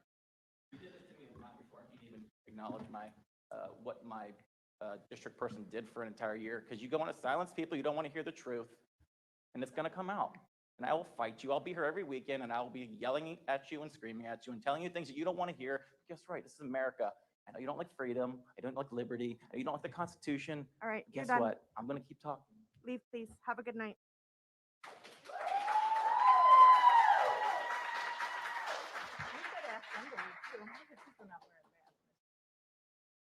Chris McGill.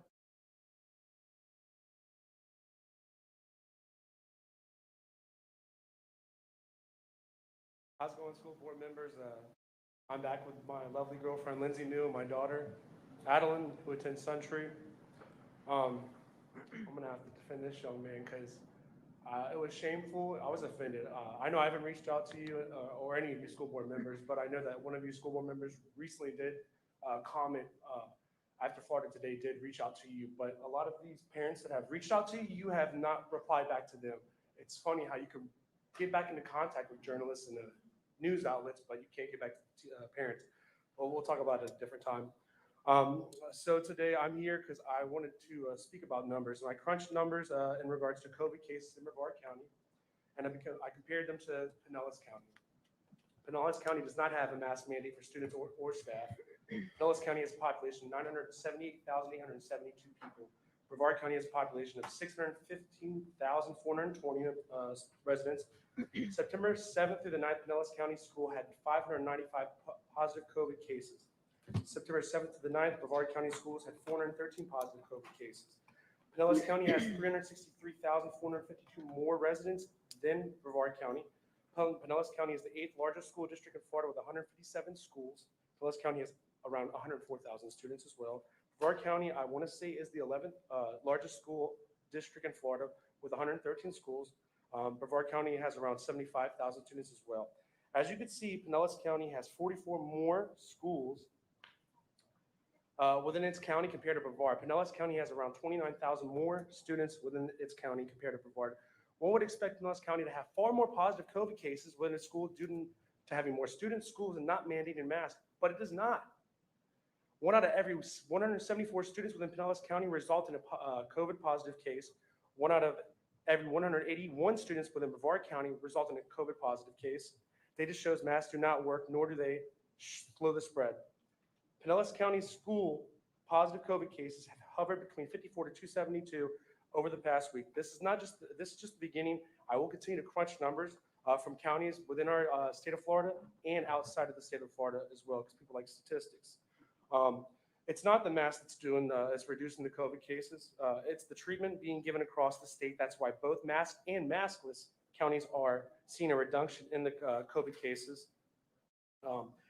And for the school board members' actions that they've taken, which they don't, it's not justifiable. And it's not, the science is not behind it either. We are going to be filing FOIA requests for certain institution, agencies, school board members, and other people to see who you're communicating with, because we believe you're not representing us, the people, you're representing personal interests and other people that really don't have our best interest in mind. And I'm going to yield my time, but I hope you guys make the right decision today. God bless you all. Thank you, sir.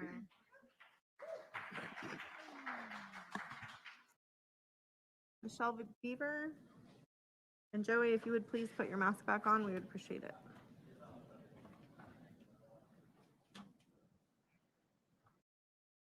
Thank you, sir. Whenever you're ready, Michelle. I'm going to start off with talking about what Martin McCullen I mentioned before. He's a contamination control engineer. He's an expert. He's not just some number on a page somewhere off a dubious website. He said that surgical masks, like the one that he's wearing, that we give the kids in the school if they don't have a mask, are 63% effective at filtering out particles of 0.3 microns or larger. This virus is 0.12 microns. So here's a visual, just in case you guys need to see that. I just drew that for you guys so you could see that there's a huge difference between what that filters out and what this is. So this little one right here is what the virus is. This large one is what they actually filter out. It's 63% effective if it's done in a clinical test where they hermetically seal that mask. Okay, so that doesn't mean when we put it on a kid, it's hermetically sealed, obviously. Like my daughter explained to me at lunchtime, this is what they're doing with their masks. They're putting them in their pockets, they're putting them on their lunch boxes, they're twirling them in the air, they're putting them on the counters, they're picking them back up, putting them on their faces again. So in a school setting, what you're doing is useless because these are children. And I have to add in here, so let me finish with what he said, because he's an expert and I'm not. Airflow is, of course, in the path of least resistance. And these are going to come in the side pockets and the nose area and the chin, because when you breathe in, you can feel that coming in through all those spaces. That's what you're breathing in. You're not breathing in the stuff so much from your mask. He said up until 2020, millions of people, 20 to 40 million people a year had flu. And suddenly in 2020 to 2021, it went down to 2,000 people and 2,038 people. Well, that should tell you something right there, okay? I have to say that I feel cheated and lied to. You guys said there's gonna be no mask, and then the last minute after we actually get the kids in school, so that these parents have already made plans, and these kids have already signed up for clubs, and they've already established new relationships again, you yank it back out from them and said, nope, we're going to put a mask on again. I don't think that was an accident. I think that was planned, really planned. And I'm ashamed of what you guys did. Also ashamed to hear that when I was sitting here, when you passed it, you put it on 3- and 4-year-old kids. Do you really think a 3-year-old kid is going to listen to you and put that mask on correctly? Really? Like, you could have left at least kindergartners on down out. I mean, that's just ridiculous. A 5-year-old putting on a mask and leaving it on all day, you've got to be kidding me. What you've done is illegal. I want to make that clear. What you've done is illegal. Quarantine numbers are down, by the way, because it was 6 foot apart, you would say, you'd quarantine them. Now it's 3. That's why the numbers are down. Thank you, Michelle. All right, as Ron is approaching, our last 3 speakers will be Debbie Parsons, Jabari Hosey, and then Edward Lawton. And Ms. Delaney, I'm going to ask that you just continue verbalizing during the speakers, please. Ron McClellan.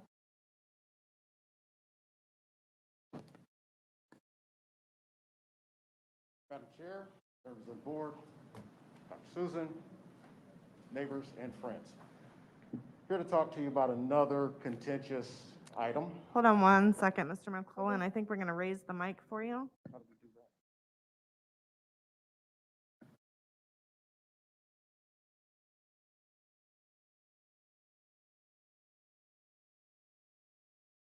We just want to make sure we can hear you.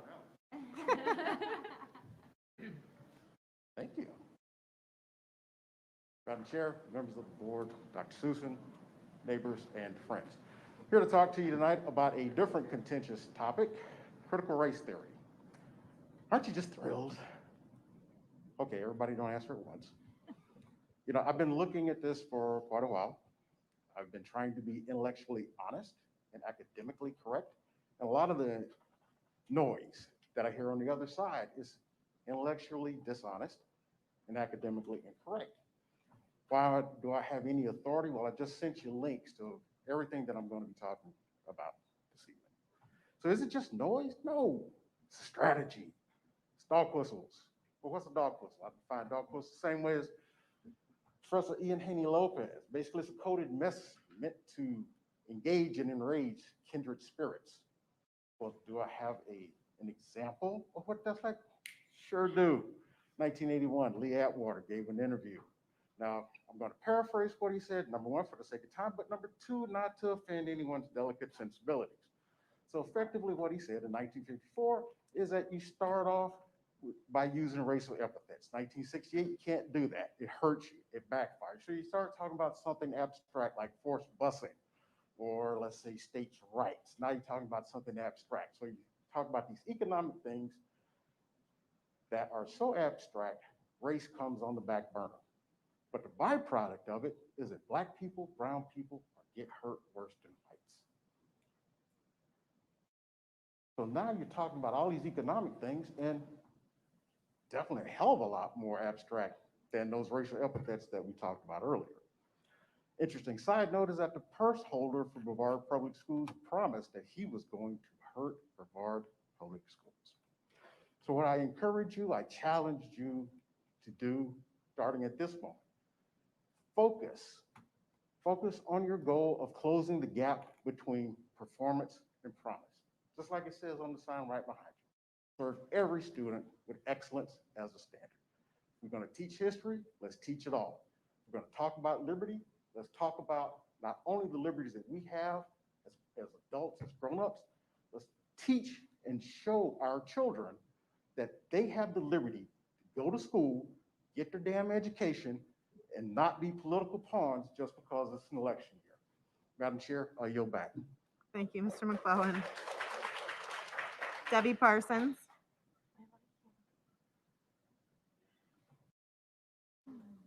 Hi, thank you for letting me speak tonight. I'm going to give you something else to listen to other than COVID, even though that's important too. I want to talk to you about the busing situation. My daughter, she's in middle school, and we live in North Merritt Island. Both my husband and I would both work outside the home. So when the bus finally comes for her, she's had to walk to the bus stop on her own. The bus does not stop right in front of our house. It stops at the end of our neighborhood where she can't see the bus from our house. So she has to walk to the bus. It has a normal time it's supposed to be there. But due to the lack of bus drivers, they've had to combine routes. They've had to combine high school route with middle school route, which in turn will cause my daughter to have to wait at the bus stop with mosquitoes, okay, with the danger of being by a main road and all the dangers that come along with that. And then if there's inclement weather, she's stuck in inclement weather, because if she leaves that bus stop, she will miss the bus and she won't be able to go to school and she'll lose the right to education. So my concern is, if we know that we have this problem with a shortage of bus drivers, why don't we use some of the COVID relief money that the district gets, put in a bonus, a signing bonus for potential bus drivers, just like Orange County did. Get us some more bus drivers so we lose the problem of having bus drivers having to do double routes and causing students to get to school late. My daughter just on Friday, she was late to school. The bus picked her up 45 minutes late. She sent me a message. Oh, that's another thing. I had to get her a cell phone number so that when I'm at work, I have her message me. I'm at the bus stop. I got on the bus. And then on the way home, she lets me know I'm at the end of our road. So I know when my daughter is going to be home. I had no clue otherwise because it was always late. I would call the school. The school would not have any answers if they were even there at that time because it's so late. I called the bus office. No one at the bus office could give me any information. So I had no clue where my daughter was. It's an item of safety. Another thing that we can do, we can add, just like Volusia County has, where's my bus app that works along with GPSs that are in the buses. At any time, a parent can know if they're on that bus where they are and when they're going to get picked up, if they haven't been picked up yet, and when they might get home. So we're not worrying, where's my kid? I shouldn't have had to get my daughter a cell phone number so I know she's safe when it comes to riding the bus. Thank you. Thank you, Debbie. Jabari Hosey.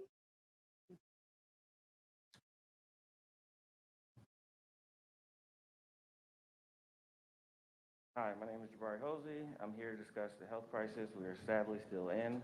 But we could get out of this as a community if we do what's necessary. Masks have been the major solution, though we know it's not the only answer. Along with social distancing, hand washing, and airflow, mask is pretty much our only weapon against COVID with the rules in play. And guess what? They work. Numbers have shown a dramatic downturn because masks work. In Brevard County, the community spread is extremely high, but the masks are helping mitigate that within our schools. So thank you for following the science and listening to subject matter experts and not just loud voices. Here we are yet again at a crossroads where we either continue with the progress we've made or return back to where we were when thousands were quarantined, hundreds were testing positive. Liberty is something we all appreciate, but in exercising our freedom, we have to do so within the confines of law, public health, and public safety. Right now, Brevard Public Schools needs the majority of the school board to continue making the right decision to continue to keep our students and staff safe. I have confidence that the right decision will be made to extend the mask requirement for the next 30 days. And like one of our board members stated, we are not out of the woods and it isn't over yet. And even for the board members who don't believe masks were the reason cases declined, even though this has been the only additional factor, less quarantines means more students can learn in person, more teachers can teach in person, and we are seeing good progress. Sorry, I lost it. The goal is not for masks to be permanent, but a temporary tool that will help navigate us through COVID. Masks are effective, they work, and we need this to continue in Brevard Public Schools. Thank you. Thank you, Mr. Hosey. Edward Lawton.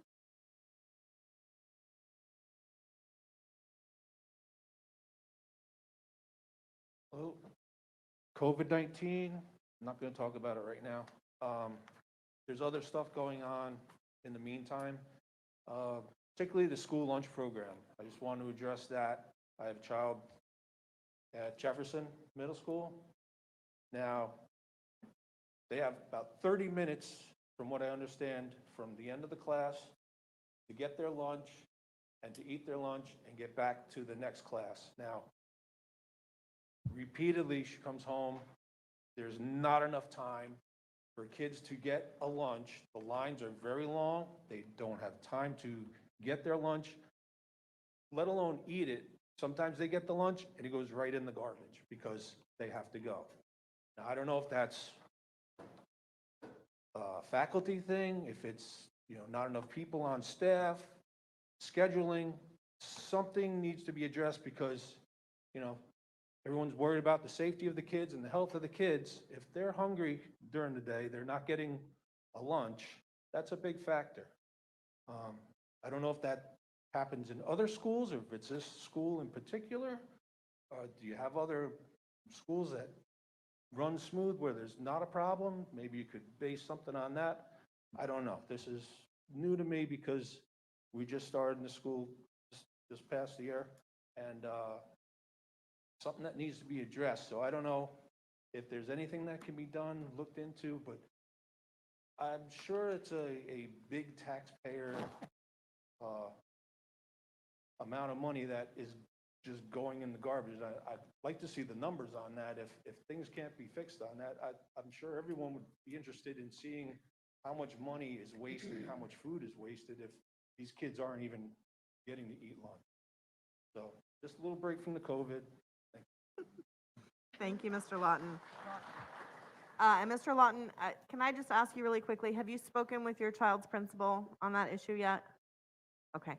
Our staff will certainly follow up with you, but if you would please reach out to the principal so that they're aware and can take a look at the specifics at their school, that would be perfect, okay? Ms. Belford, Yes. if Mr. Lawton hasn't provided his contact information on the card, Mr. Lawton, would you please provide it to Ms. Escobar before you leave this evening?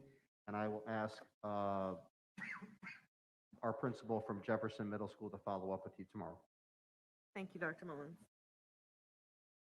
And do we have contact information for Ms. Parsons? Do you know? Do you have that?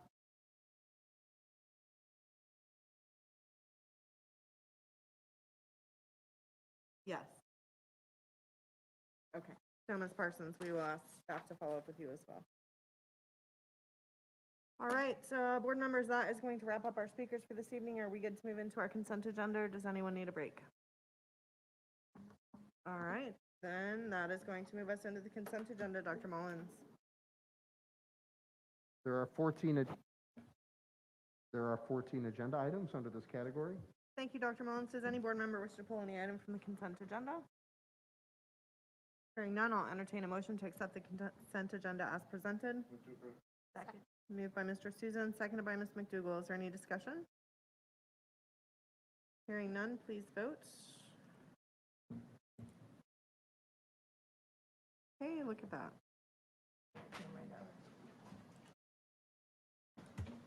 And I had to refresh. I think I got yours with the hand crank on it.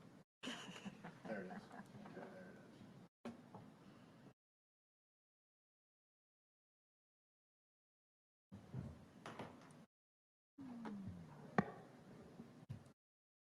is. All right, and the motion passes 5-0. Dr. Mullins, will you please let us know about the items under action, keeping in mind that we are moving item G 25 and 26 ahead of 24, please, sir? There are 3 items under this category. The first one is G25, Department School Initiated Agreements. What are the wishes of the board? Move to approve. Second. Moved by Mr. Susan, seconded by Ms. McDougall. Is there any discussion? Hearing none, please vote.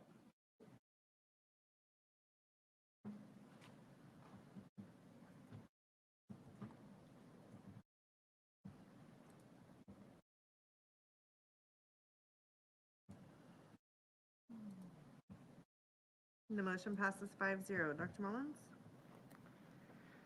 The next item is G26 on Procurement Solicitation. What are the wishes of the board? Move to approve. Second. Moved by Mr. Susan, seconded by Ms. Campbell. Any discussion? Hearing none, please vote.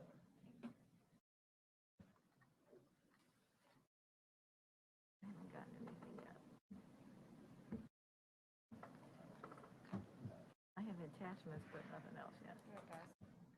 There we go. I knew yours was faster. I knew that. Mine didn't even show that yet. You already said it. I'm gonna put a star on that computer and I want it next time. The motion passes 5-0. Dr. Mullins.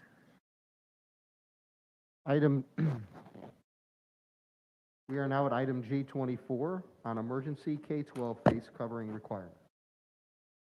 During the emergency meeting held on August 30th, 2021, the board approved a limited in time and limited in scope emergency mandate requiring all students, employees, vendors, and visitors to wear face masks while indoors on any school district property. The board also agreed to reevaluate COVID-19 levels within the schools to determine if it is safe to move the mandate back to an optional model with a strong encouragement to use a face covering within the 30-day time frame. Since this item does not come with a superintendent recommendation, I will need a full motion from the board to open for discussion. Do I have a motion? Mr. Susan has moved. To open it for discussion, but So what is your, so I need a full motion because it's not there's no recommendation. So I would like to make a motion to re-implement the emergency K-12 face covering hold on requirement. 1 second, Ms. Jenkins. I would like,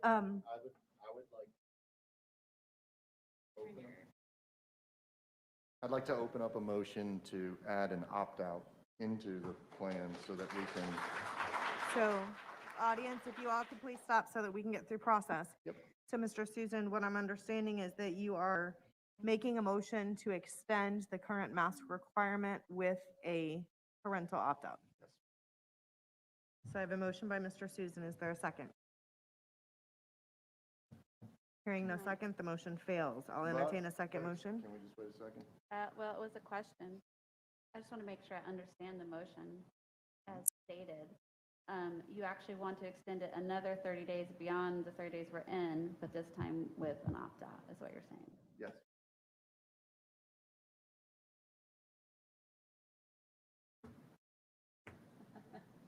I'll second that.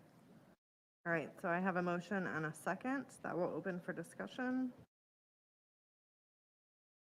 So to clarify, Mr. Susan, for record-keeping sake, my understanding is that you are making a motion to extend the current mask requirement from September 30th to October 30th with a parental opt-out option. Giving any parent who wishes to fill out an opt-out form the ability to not have to wear a mask. Okay, so I have a motion and a second, and I open for discussion. Is there any discussion? Ms. Susan has to go first. Yeah, I could, but I could defer to the end, so that's what we normally do. I'll take anybody else's and then I'll go. Okay, so typically Mr. Susan would speak first since it's his motion, but he is yielding, excuse me, allowing other board members to speak. No discussion? Ms. Yes. Campbell, you have discussion? Yeah, I'll go ahead and, there may be other motions, but I'll go ahead and share my thoughts on any that might be coming now. So you may regret that you let somebody else go first. So when I think about this, and as we've heard, a lot, obviously, from lots of people in comments and emails and phone calls and things like that, I'm actually not going to talk about the governor's orders or the emergency rule for a couple of reasons. One, these have been my thoughts all along, regardless of the legal cases. And the other thing is there's at least 10 cases going on in the state right now besides the one that everybody's familiar with. The majority of those cases are questioning the legality of the governor's executive order and or the Department of Health's emergency rule. So I'm just setting that to the side for right now. When we talk about the mask mandate and the safety, I have to go back to it really correlates for me as I was thinking over the last week, what we think about and what we do in practice when it comes to student safety, other kinds of safety. And over the past many years, when there have been tragic events, school shootings and things like that across the country, not just across our state, but across the country, school leaders start thinking about that and make changes. Legislators meet and make new laws, and we revise and up our game when it comes to school security. And so that we have that priority that we're going to keep our students as safe as possible within reason. And I add those words because if we really wanted to keep our students as safe as possible, there would be more things that we would do. There would be, we would cut funding for certain areas because we are limited in funding so that we can put more funding into things of safety. We would have fences instead of 8 feet high or 10 feet high. We would have metal detectors for students to go in through before they walk into class and a safe way for them to do that. We'd have either clear backpacks or no backpacks. We'd have, more cameras and all this kind of thing. But the reason why we don't have all those things is because we have other priorities as an organization, the education of our students, all the social activities that go along with that. It's a whole picture. We can't just look at one lane. We have to look at the totality of our mission, which the number one mission for us is not, the mission is not safety. We're going to keep them safe while we're accomplishing our mission. And so that's why we have to add that within reason. So when I think about our COVID safety, I'm thinking about it in the same way. We want to keep our kids as safe as possible within reason. And so my question for myself as I think through this is, what is reasonable? And I really think, even though people have been so back and forth, and even as a board, we have all had these different thoughts, and we're looking at, and we say, oh, it's just not, that's why it's not so clear. You just look at the science, and the science says this. We're all looking at the same science, but our level of tolerance for what is reasonable, we all have a different definition for what's reasonable. But for me personally,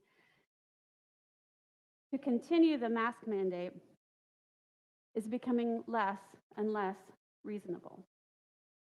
And I think when we have looked over the past year, this will be tonight our 5th vote, official vote on masks since the beginning of this whole thing. And even I, for one of those votes last October, changed course and voted to put the policy in place. And the reason why is at the time, and I've gone back and listened to that night many times, say, okay, do I still feel that way? How do I feel the way, what's changed? And lots of things have changed. But at the time, when I looked at what was reasonable, we were only knowing what we knew a year ago. We did not have a vaccine. We were seeing at the time our cases in our schools spread far less than out in the community. And we were also right at the moment when we had so many families who had started the year e-learning, who were wanting to come back, who we needed to come back, because we saw how our e-learning students were just not thriving, most of them, and really needed to come back into our schools.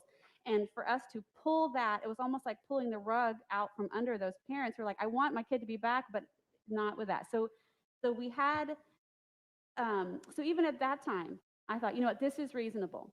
But as the year went on, and we had a whole entire school year with that, and then we said, no, we're done, and everybody has a choice now, and we have the vaccine now for the people who are most at risk, which are adults, and the people who have certain health conditions. And we had the whole summer for parents to make changes in their plans for the school year. Now, nobody saw Delta coming. Well, most of us did not see Delta coming, and Delta came.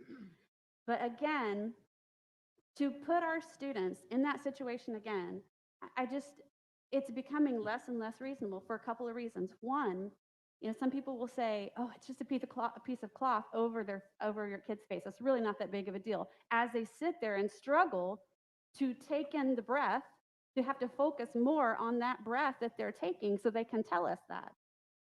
Masks make breathing more difficult.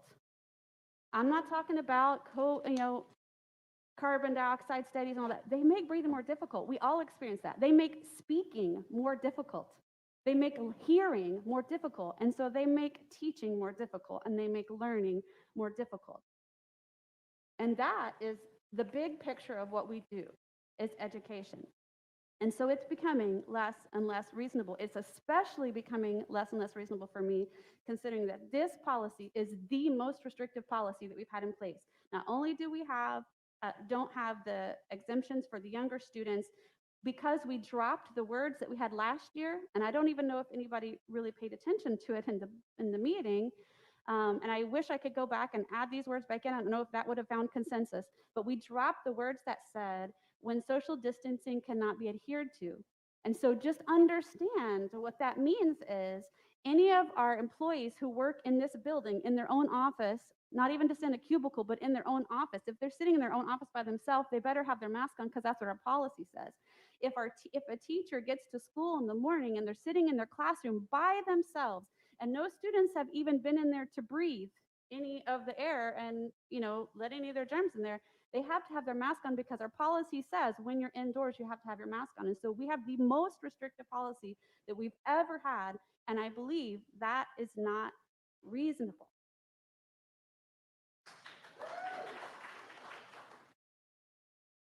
In addition, we have large numbers of students, larger than ever before, unfortunately, who have had COVID in the last 90 days at least. And I'm just going to remind you guys about reinfection. And I've gotten slammed for not listening to the science, but I want you to know that on the top of the CDC page for reinfection in a blue box, and it was updated on August the 6th of this year, it says in the blue box, cases of reinfection with COVID-19 have been reported but remain rare. There was a science update that CDC put out.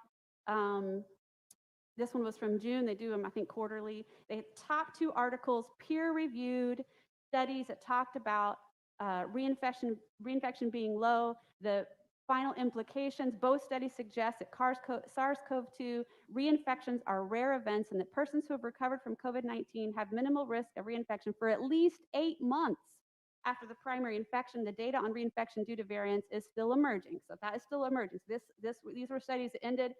One of them was from Italy, so some of them were countries that were already experiencing the Delta surge. My point in that is, even the CDC says in 90 days. So we have all these thousands of people who have had COVID in the last 90 days, more than we know because many of them had it in the summer, including my family, before the school year started. And we have to have them wearing a mask because we don't walk around with T-shirts that say, I've had COVID in the last 90 days. But all those people are forced to wear one when there's really no medically necessary reason for them to do it.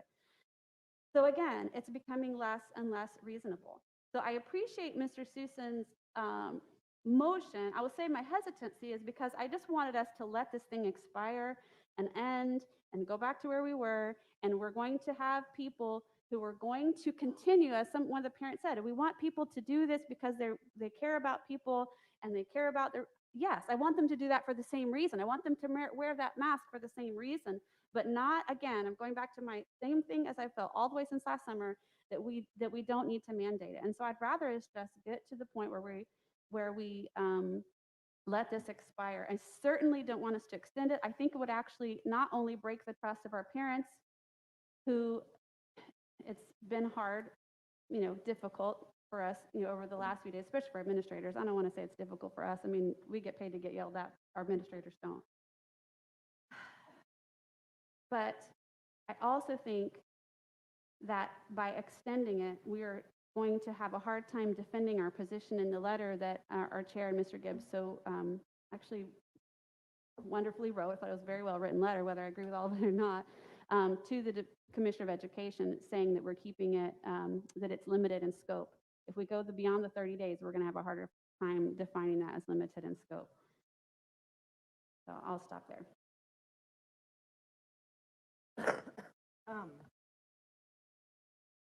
Yes.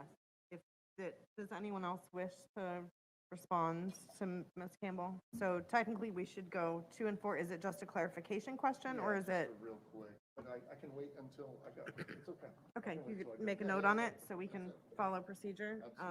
Ms. Jenkins, you indicated you would like to respond. Sure.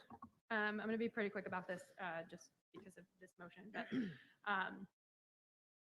a lot has been said tonight about making it difficult for our students to speak, to hear, to learn.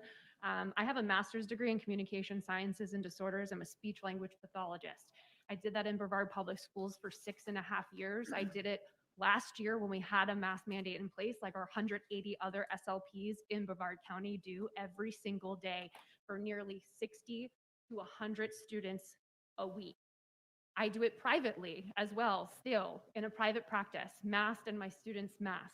I work on articulation, phonology, expressive language, receptive language, and pragmatic, which for some people who don't know what that is, that's social skills, that's facial expressions. And so the idea that these things are inhibited or can't be taught or are going to be delayed because of that goes against what I do for a profession and what I do every single day. You know, I think it's foolish for us to use the fact that we allowed thousands of our students and our staff to be exposed to a virus because we didn't make of it as a reason to remove the mitigation strategies now. To me, that's just an emphasis of herd immunity, and I did not sign up to allow my child to be part of that. My daughter is 5 years old. She does wear a mask all day, and no, she doesn't like it, and neither do I, but she does it. I have not gotten one phone call from her teacher to say that she can't handle it or her students in that kindergarten class cannot handle it. It is going well. My husband is an educator. I've said it time and time again. He works with middle schoolers. They are probably the most difficult population of students to deal with behavior, and they are as compliant as they were last year. Yes, you have to remind them, just like you have to remind them to turn in their homework.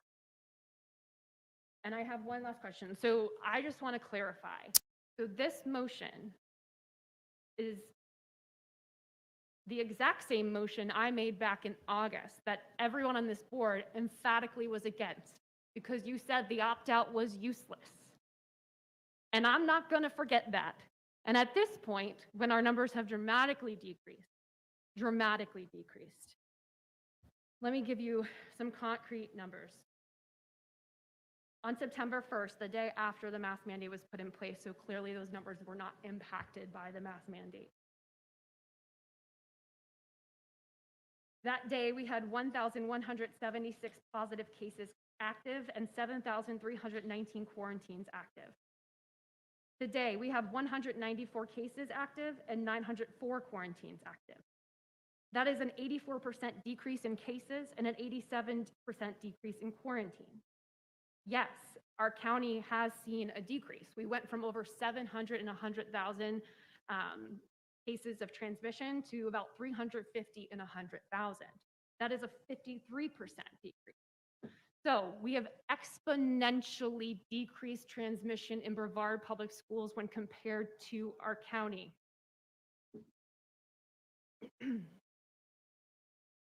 Another thing to keep in mind, not only did we decline exponentially, we have way more kids in our schools now because we are not quarantining thousands and thousands of children every single week.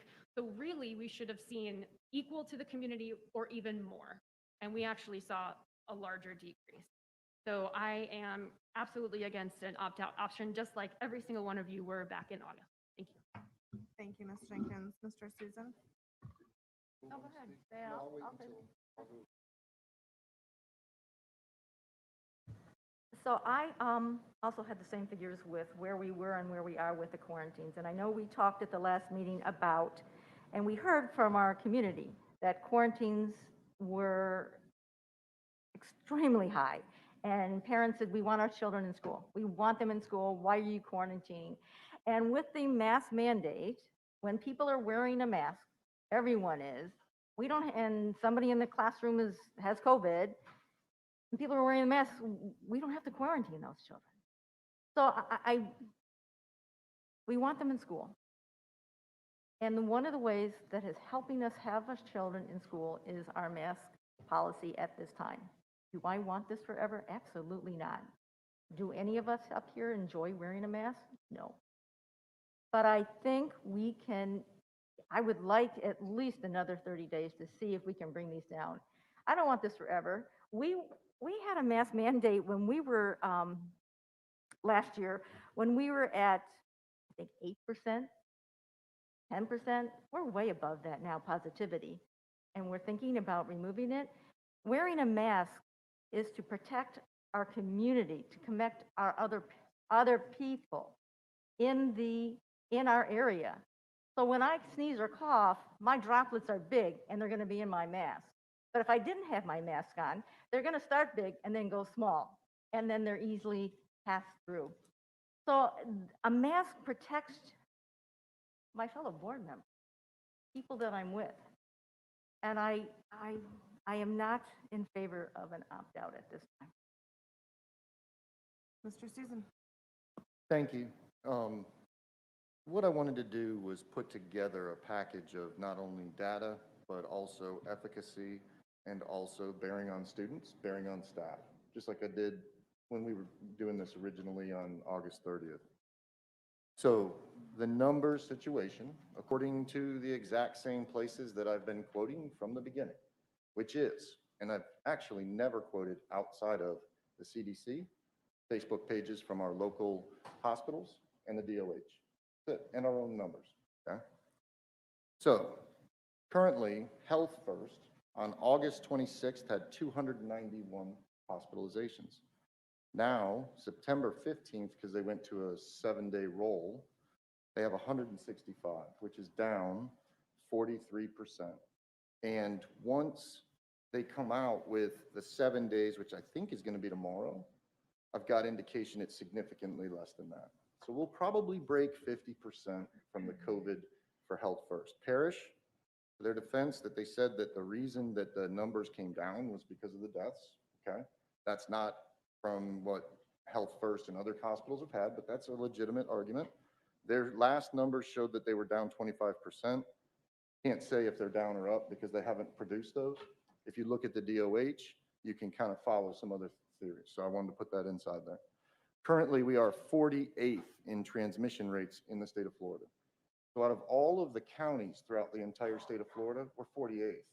We're not in the top 10, we're not in the top 20, we're not in the top 30, we're not in the top 40. Last time, we had the current number of cases per 100,000. So, like, I appreciate the percentage of positivities, right? But there's so many anomalies that happen with that, with how many are testing, I think the true number, which I've always kind of gone by, is how many per 100,000 are we having per day, right, on a 7-day rolling average. Currently, right now, we're at 309. So 309 people every day in this county get COVID. The last time we had that number was July 23rd through the 25th. So what I'm about to lay out for you guys as we move through this is that the consistency of one fact is that not only are all of our numbers coming down, not only did they start on roughly about August 20th, not only are they consistent with school districts and counties that had and didn't have mask mandates, but they're also right around the July 15th to the 23rd numbers, depending on which number we go to. So we as a school district are imposing a mask mandate on the numbers that we didn't feel was strong enough to pass a mask mandate through the summer and then when we open the school. The next one is our daily quarantines by Tammy show that on August 30th, we had 141 employees and 1,245 students that were contact traced because they were closest to an actual employee or a COVID test. And I was told that that was the COVID kids. 20 now for the employee and 174 for the students. That's 96% drop in both. And some of you guys may say that's because we have a different mask policy and we're quarantining less kids, right? That's also because that's consistent with the numbers of COVID numbers that are coming down. Our own BPS COVID dashboard on 8/5, which was August 5th, we had 58 employees, 95 students. That was prior to school opening up, right? So we're finding test positives because those were only in sports, band, that kind of stuff. On 8/30, we had 67 positive tests. This is the day that we voted, and we had 435 students. Currently, on our own BPS COVID dashboard, this is not quarantines, this is people that test positive. We have 6 employees and 79 students. That's down 91% employees and down 91% students, pretty consistent. So we have a situation where our COVID positivity rate in our schools has declined 91% since the day we moved on the mask mandate. Next, CDC's COVID Brevard numbers. So this is an interesting thing that happens. The CDC, I sent you guys the link just recently, and it's what I referenced before and is inside the minutes. CDC has up-to-date numbers, which the DOH is like lagging by a week. So what ends up happening is that you can go to the CDC site and see pretty much up to date within the last 3 days. Their current total cases in Brevard are 2,165 over a 3-day period, or over a 7-day period, rolling 7-day average. And the hospitalizations are 125 over a 7-day. That's new hospital admits. The total cases when we announced that we were going to do the mask mandate was 4,520. And the total hospitalizations over a rolling 7-day period of admits new were 310. So if you look at those numbers, those are significantly reducing by 50%. Also, the DOH had new cases. The last time that we saw the numbers that we have currently was July 16th.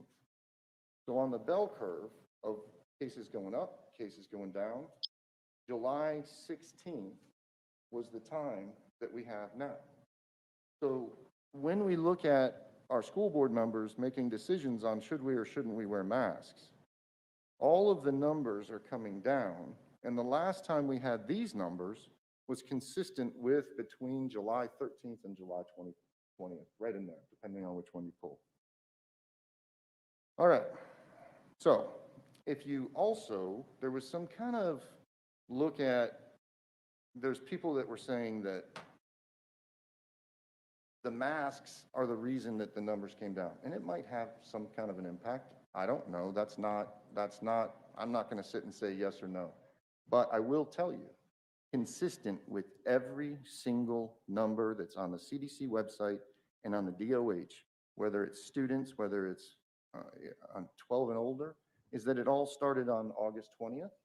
And the other thing that is consistent on it is whether you look at Escambia County, Santa Rosa County, all of the counties that don't have a mask mandate, or you look at the ones that did, the bell curves are all consistent. Okay, so to say that we are going to not have more cases if we have the masks, I would argue against that with the consistency that the other bell curves in those counties have been adjusted. So everything that I just said, I have emailed Ms. Escobar, referred to the CDC, the DOH, and those Facebook pages. They are consistent with other all across the state of Florida. And I find it hard for us to believe that we, as school board members, would open schools under one piece, but then on the other side, when we get there, we end up saying no. Okay. I would argue that if you look at bell curves of COVID throughout the last 2 spikes that we've had over the last year and a half, the curves of COVID follow pretty much the same. So whether we were masked, unmasked in different counties, once it starts going down, it's consistently going down. Whether you had masks or not in other counties, that's a consistent argument. Now, the next piece is that we're still violating the DOH order by the governor and by the commissioner who sent us the letter. I asked Paul ahead of time. I wanted to say he had stated before when we did this originally that we were in violation of the DOH order. Paul, are we still in violation of the DOH order? Depending on the outcome of lawsuit, potential that we Sure. found in violation. Yep. At this time, I understand what you're saying, and this was that seesaw effect I was telling you about. But Paul, consistently right now, are we in violation of the DOH letter? The plain language of the DOH rule, I would say there's a good possibility of violating the plain language. Is that a violation of the law and illegal? There's a whole lot of analysis that goes into that conclusion. Okay. All right. Okay. Just so everybody knows, Paul likes to tell me no on everything. So this is consistent with the way Paul is. Paul, I appreciate you as an attorney. Thank you very much. I just don't want anybody to say I'm saying it's illegal, because that's like a whole nother argument and conversation, because it takes more into account of other actions in place. Okay. All right. Next thing is that the efficacy of the masks inside of our schools being worn, and I appreciate the hard work and the determination of our staff. I really do.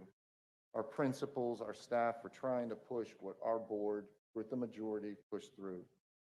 But to say that all of the kids are actually wearing the masks is not fair to say that. We have students that are dropping their masks below their faces. They're pretending like they have water on top of their desks.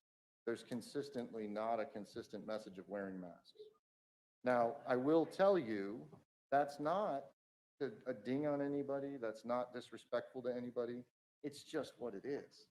You can't force the kids to completely follow the mask mandate. There's kids that just aren't, and there's going to be teachers that don't. And so what we end up having is that we're forcing the kids to have a mask mandate at the same time as we don't actually have it being implemented 100%. Now, with that said, and I actually have an email that I wanted to read to you guys, which backs up this, and this is consistent with a couple of them.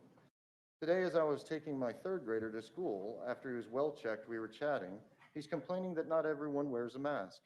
I said, but your teacher wears a mask, right? He replies, no, not always, which is why I feel unsafe and really wish that I had e-learning again. Why the hell should he follow any of his teacher's rules if he doesn't follow the ones implemented by the county? I did immediately speak with one of the assistant principals because this is not okay. She's 8 years old and it goes on. We've received a couple of these emails, but the fact is that the efficacy of the masks and having you, people can't look at me and tell me that kids in pre-K, kindergarten, first, second, that they're all wearing their masks. It's difficult. And so what's ended up happening is our teachers are playing the put your mask up, stop that. The ones that are actually trying to do exactly what our school district does, they're losing education time.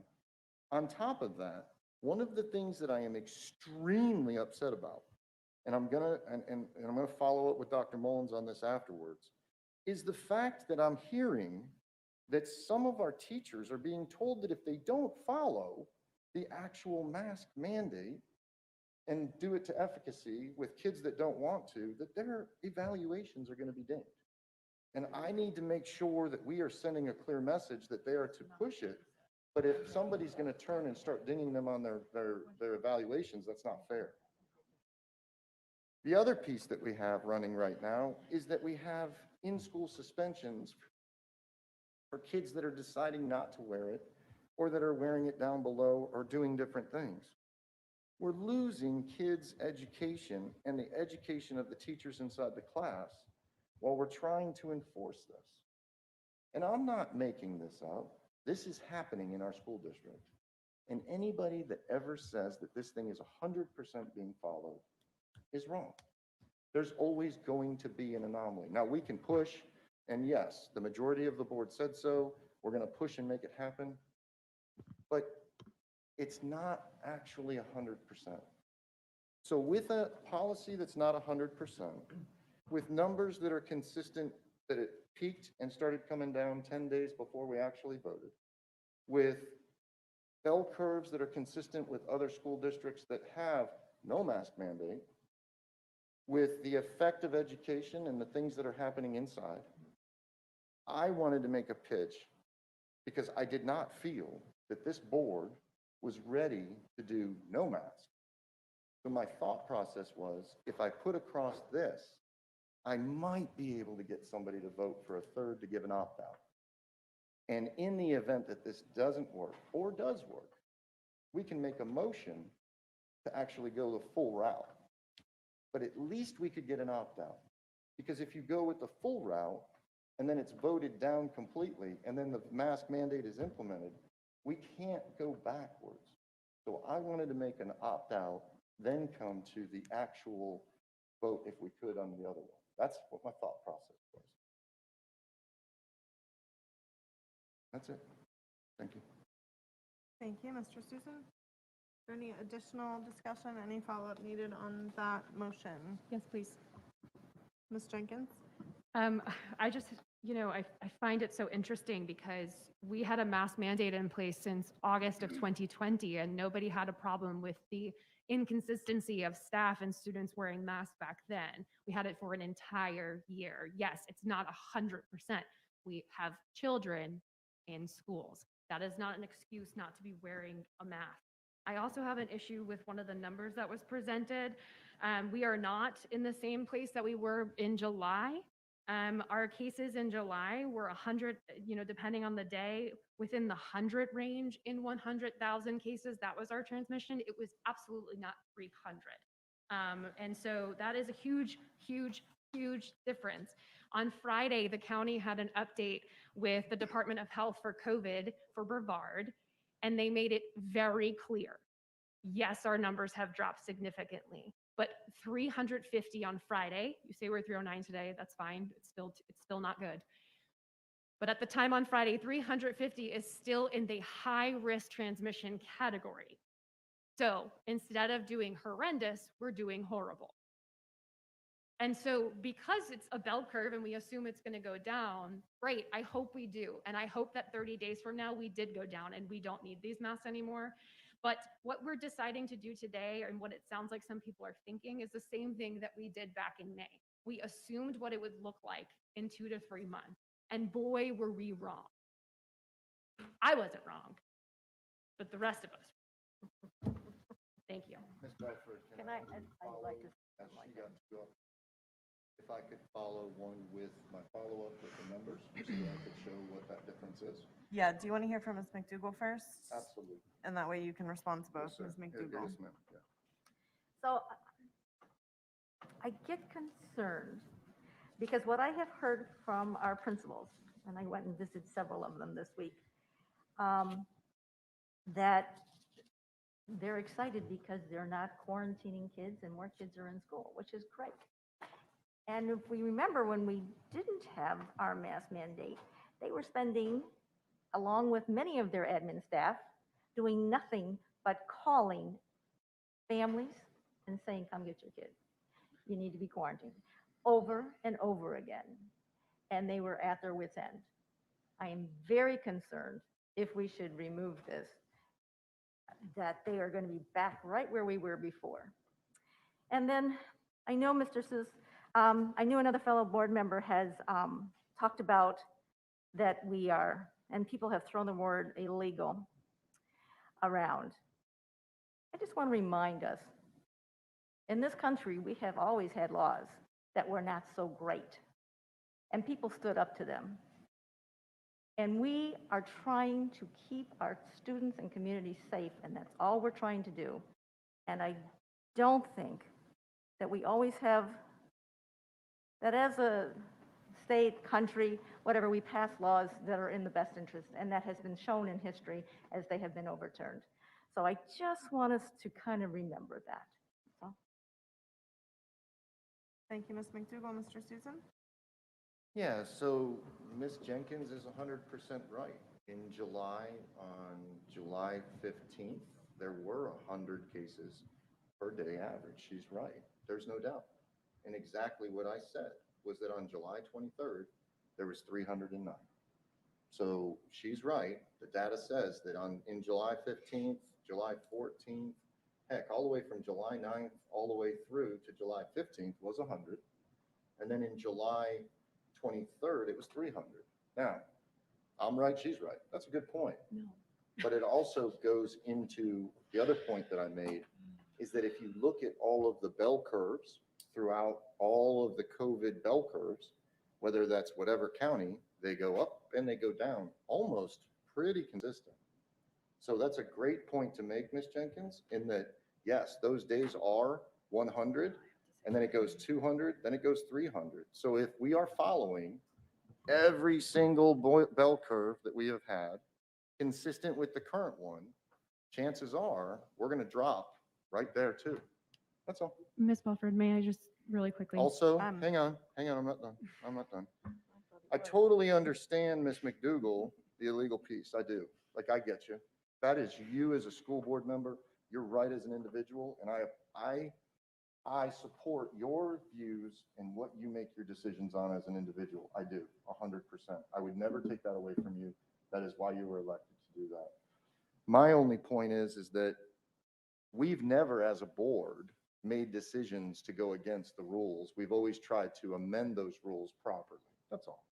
So from my perspective, not from yours, and I understand yours, I truly believe that we should follow that until it's found illegal through the courts. I just would like to clarify that for you. Thank you, Mr. Susan. And then the last piece, the quarantining issues. Absolutely, like you are 100% right again, Ms. McDougall.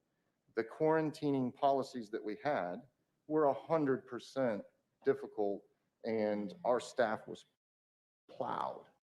But there are other counties which have been pointed out by multiple people that they've adjusted their quarantining rules. And there's a lot of data to suggest that the 6-foot rule is not as effective as people may have thought. And that's why I was trying to request the data over the quarantine so that we could take a look at it. So in the event that the vote doesn't go my way, I would still love to try to grab the data so that we could take a look at it to see the efficacy of it. If we could say that, that's all. Thank you, Ms. Belford. Thank you, Mr. Susan. So, Ms. Jenkins, I heard your request. With our updated guidelines of following Robert's rules, we only speak twice on each issue. So if it's okay with the board, I will go ahead and call the question on this motion. That's fine. Okay. Do you want to say anything? So, not yet. So, Ms. Escobar, do you need, since it was a board motion, do you need a verbal vote? Need it. All right, so all those in favor of the motion on the floor, please signify by saying aye. Aye. Aye. All those opposed signify by saying nay. Nay. Nay. The motion fails 2-3. All right, hearing that motion has failed, I will entertain another motion. I would like to make a motion to reinstate the emergency K through 12 face covering requirement with the addition to the mask being able to be removed when social distancing is able to be adhered to. All right, I have a motion on the floor from Ms. Jenkins, and I have a second from Ms. McDougall. That will open for discussion. Ms. Jenkins, your motion. Thank you. I need to clarify something that was said because I think it's really, really important. So, when we're talking about that bell curve, if you're looking at the history of COVID in Brevard County, we've never really had bell curves. We had weird mountain peaks and valleys and hills and staggered nonsense. And the only time we have anything that is even like a symbol of a bell curve was this past July when we were at a low point and we started to get up to a peak at the end of August.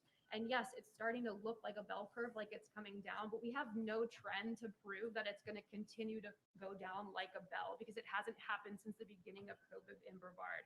And that is why I brought that point up. Yes, you are correct. It jumped to 300 towards the end of July. Absolutely. But we have absolutely no idea how it's going to continue to move. And that's why I'm harping so hard on that, because I don't want the public to hear that and just think that we've gone up and down, when really we were just kind of on a roller coaster making different squiggly lines. You all know where I stand on this issue when it comes to masks. One of the things I think is really important to ask, though, is Dr. Mullins, I know you're probably not going to be able to answer this fully, but I'm going to ask you anyway. Did we have a mass exodus of students after we put the mask mandate in place on August 30th? We have been monitoring enrollment. It has not declined since. Thank you. And have you been getting phone calls from administration with massive concerns about being able to handle discipline of masks on both staff and students? I have not. No. Thank you. Okay. The only other thing I'll say is, we hear a lot of people saying it's illegal. I've heard our lawyer say very clearly that is not a term that he is using at this point. And even if it is, I've said it before, $40,000 is never going to tempt me to make the wrong decision for 80,000 students and staff and the community members that they interact with.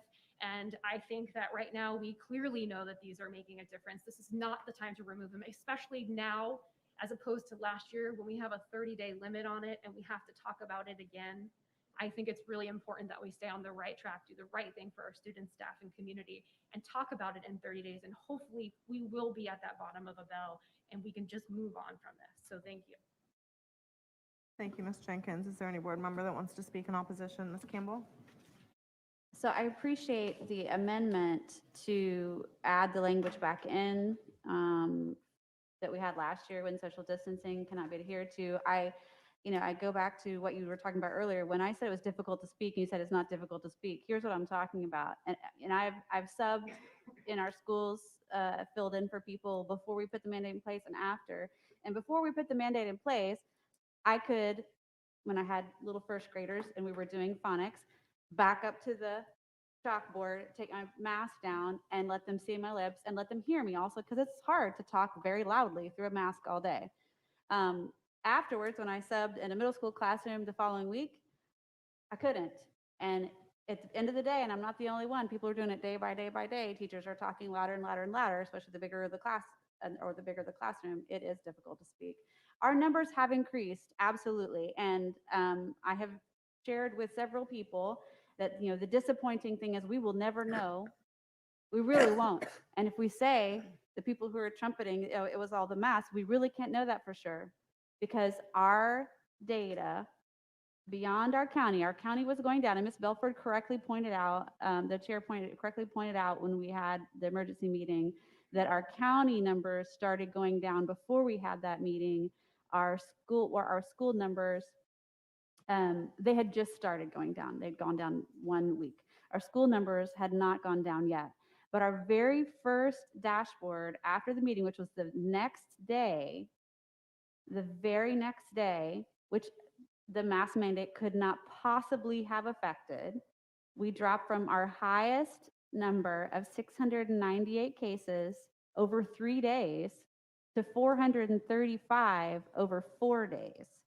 The next dashboard on September the 2nd dropped again to 416, which at that point, the mask mandate had been in place for 3 days. So those were kids who were testing positive on Tuesday, Wednesday, and Thursday after we put the mandate in place on Monday. So again, those numbers, very highly unlikely that any of that impact was due to the mask mandate.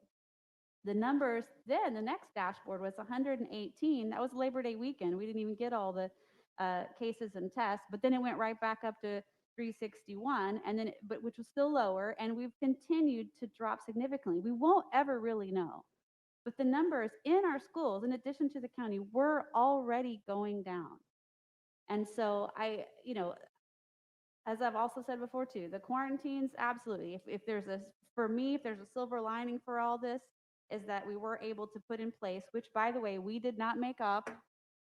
We were able to put in place the CDC guidelines for the definition of close contact in our K-12 schools, which says when the person who's infected is wearing a mask and the person who's exposed is wearing a mask, you can drop the radius from 6 feet to 3 feet.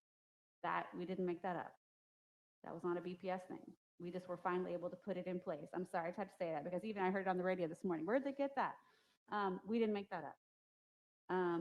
That was the silver lining for me. And I'm so glad, so glad we're able to reduce our quarantines because of that. And I talked to Ms. Moore. I'm not going to, she's not here tonight, so I want to, bring this up. I did talk to her how if the mask mandate expires, can we continue to do that?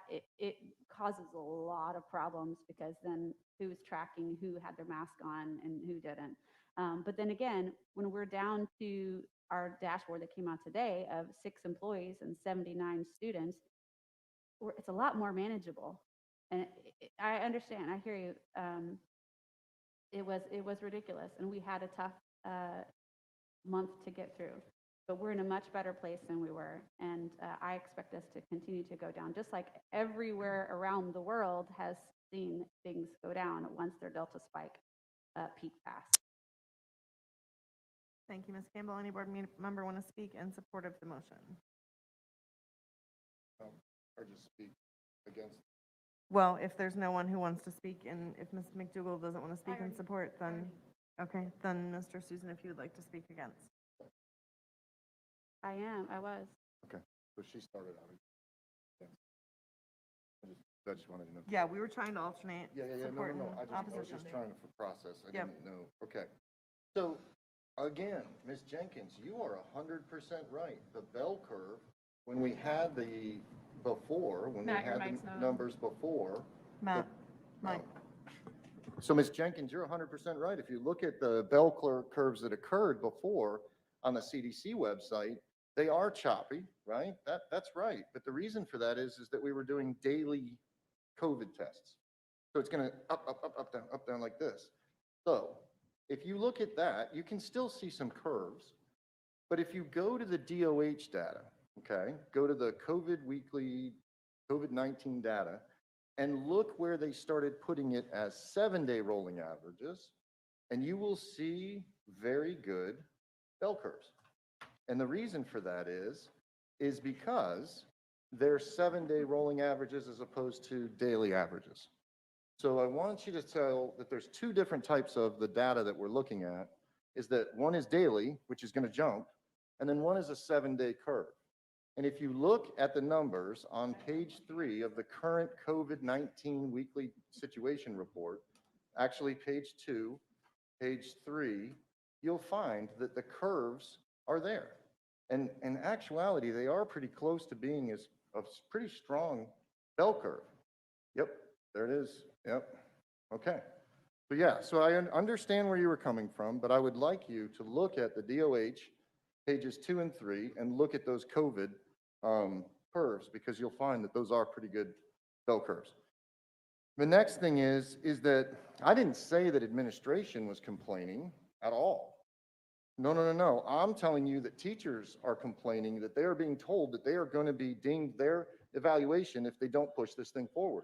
And they're having difficulty trying to push that forward. Now, there is no way that an administrator is going to talk to Dr. Mullins and say, hey, this is what's happening. They are supposed to enforce it. But we have to have a connection to our teachers, and those teachers are the ones that are telling me. That's all. So you are 100% right again, Ms. Jenkins. The administration is not saying that. That is right. But that's not what I said. I just wanted to reiterate the fact that the students, right, or I'm sorry, the teachers are telling me that it is difficult to enforce, and now they're being told by their principals in open meetings. And I haven't verified that yet. That's why I want to check with Dr. Mullins, but it shows to the fact of how hard it is to enforce this. The other piece is that I have not heard anybody say that the data shows anything different than an extreme decline that started on August 20th as opposed to anywhere else. Now, every one of these curves, every one of the pieces shows that it starts on that day. So consistently with that, I also have not found anybody to say that the other school districts, there might be one or two, but the majority of them are all following a curve that is consistent with ours when they do or don't have mask mandates. So I am coming forward and saying, these are the facts, these are what I see, and I haven't heard anybody debate that. What I'm hearing is people say, those might be right, but they're at a point where we can't let up because we're concerned. And I can take that from you guys. I don't agree with it, but I understand that. I think that's it. That's all I got. Thank you, Mr. Souza.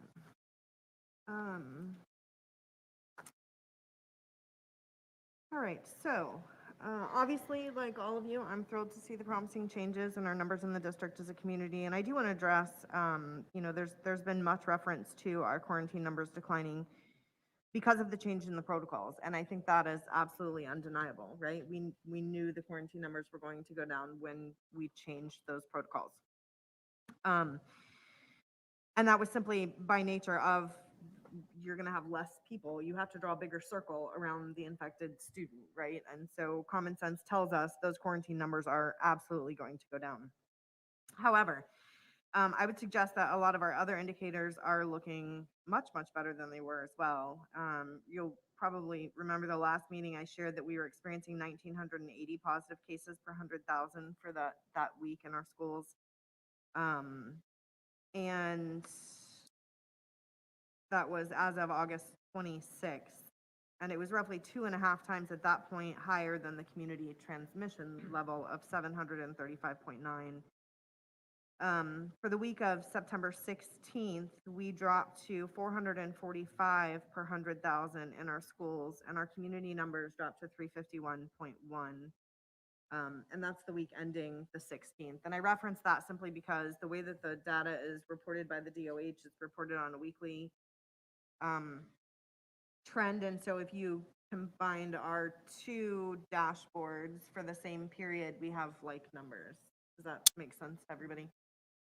So, for the week of 9/16, we dropped to 445 per 100,000, and our community numbers were 351 per 100,000 for the same period.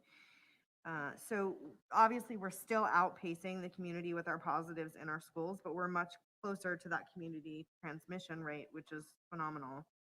I also mentioned, as of August 26th, that 31% of the cases in our community were associated with our schools, while our schools made up only approximately 11% of the county population.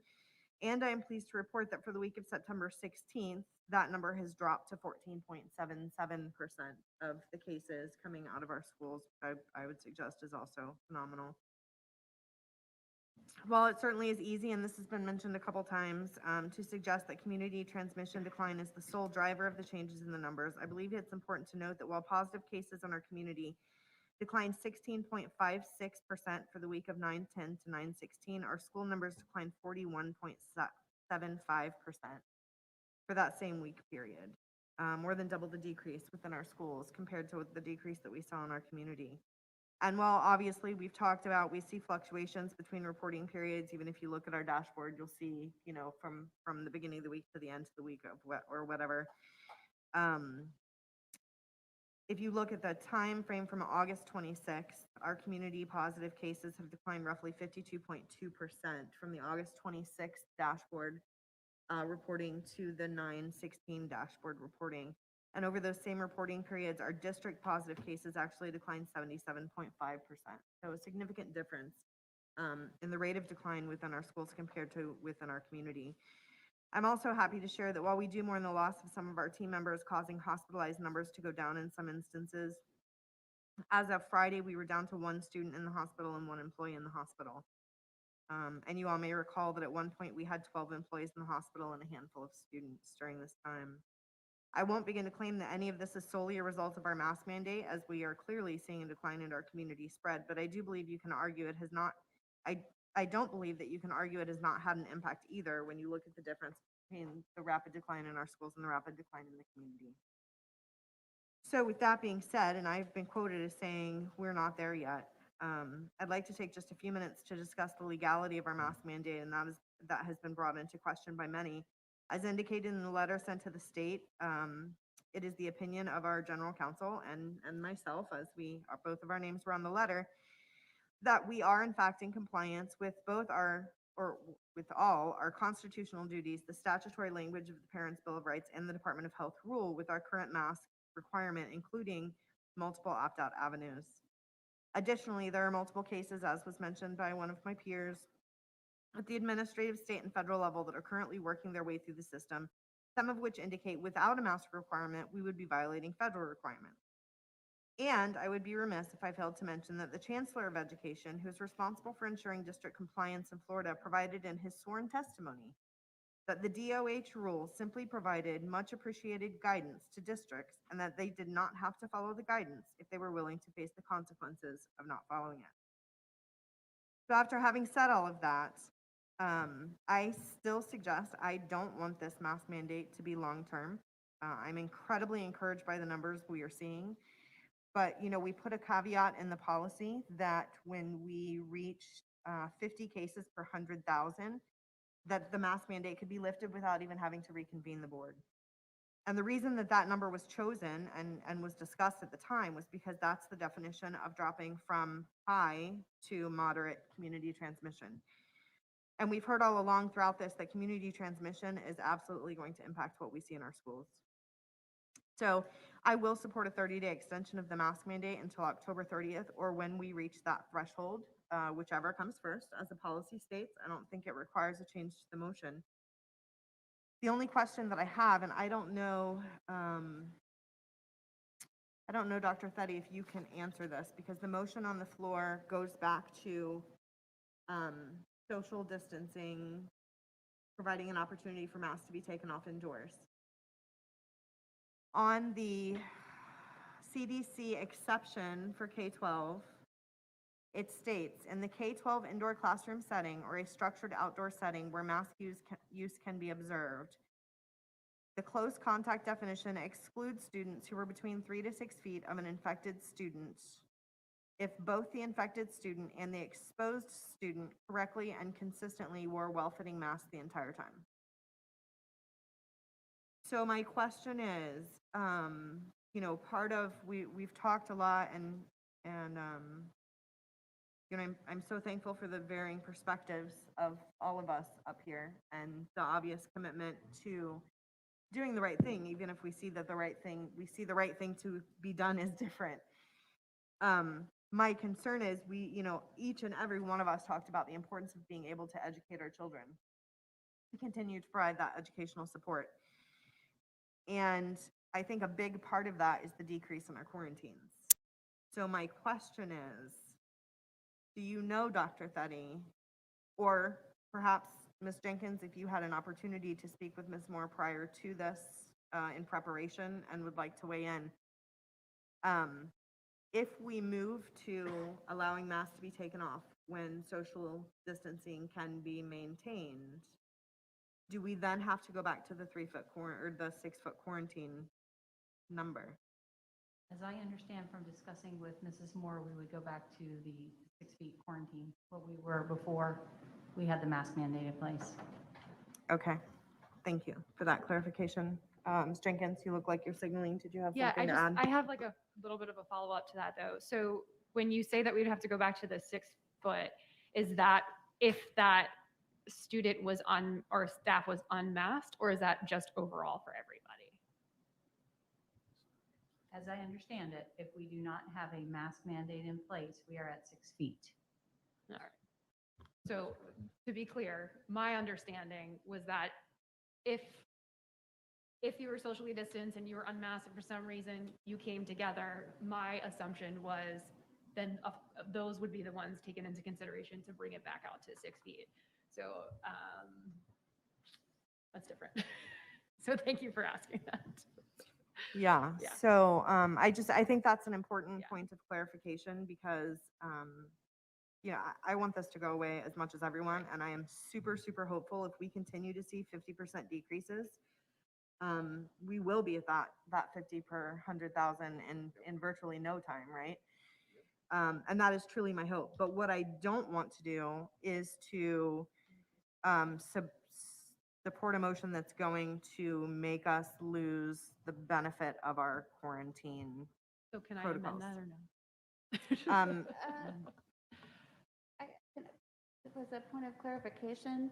I think that got a little mixed, convoluted, but I think if we go back to what you're talking about is if the mask mandate ends, then we go back to 6 feet. I think what Ms.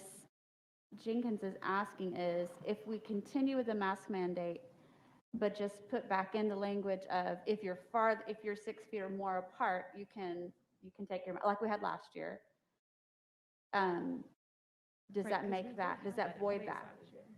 Okay, thank you for that clarification. I can't answer if that would void that or not. Okay. And I say void that, it's up to us. We're making the decisions.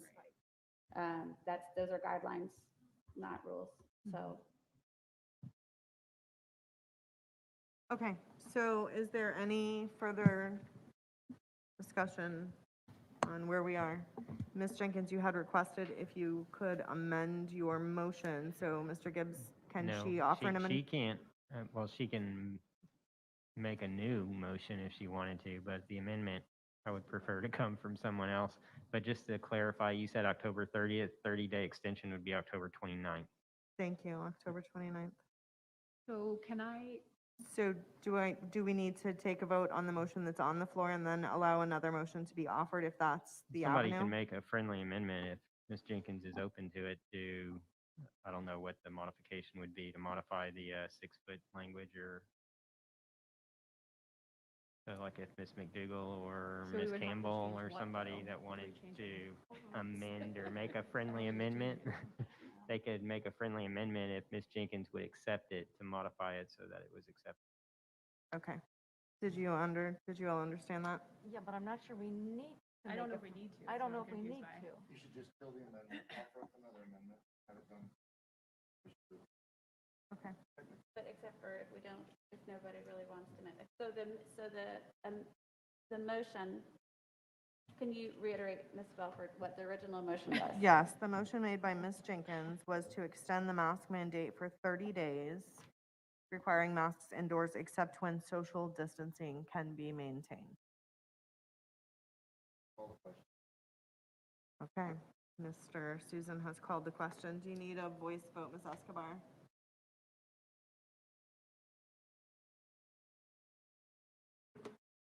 Oh, we did, but it's not the same.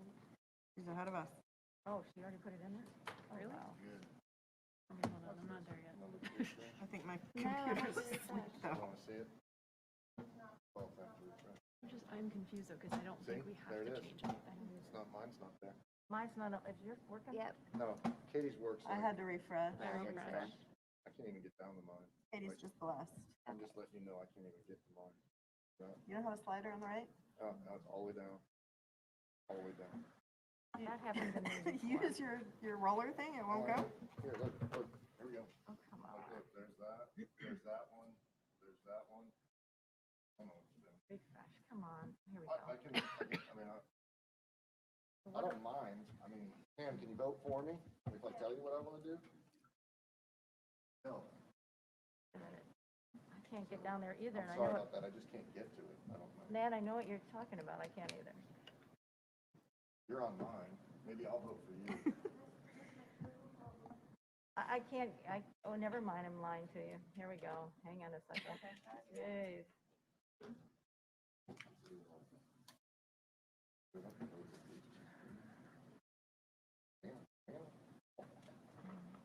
Did you get it? But she already voted.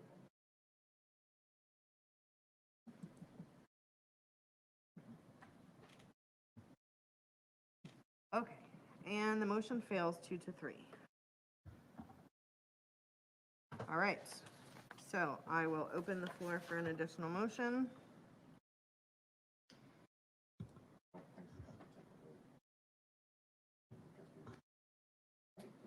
No, we need a. No, we have to vote. We got to have a motion to Yeah. vote on. You just rejected the last motion, so there's no motion pending. Somebody's got to make a motion. Policy just says we review it. Oh, yeah, no, you don't have to, but then it's going to go, it'll expire September 29th. So I'm going to make a motion to reinstitute the emergency K through 12 face covering requirement, except when social distancing of 6 feet or more can be maintained, so long as we can keep our rules for quarantining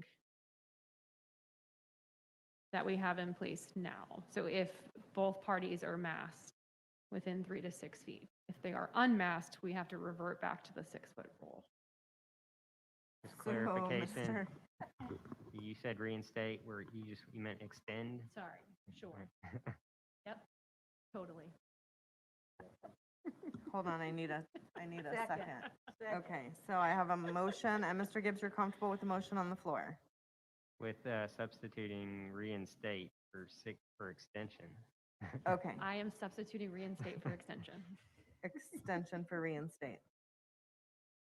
Getting late. Whoops, whatever. And I have just to make sure we understand what that motion would do, in the event that we are told that we would have to revert back to our old quarantining policy, the social distancing portion of that motion would be removed. Is that correct? Is that your intent, Ms. Jenkins?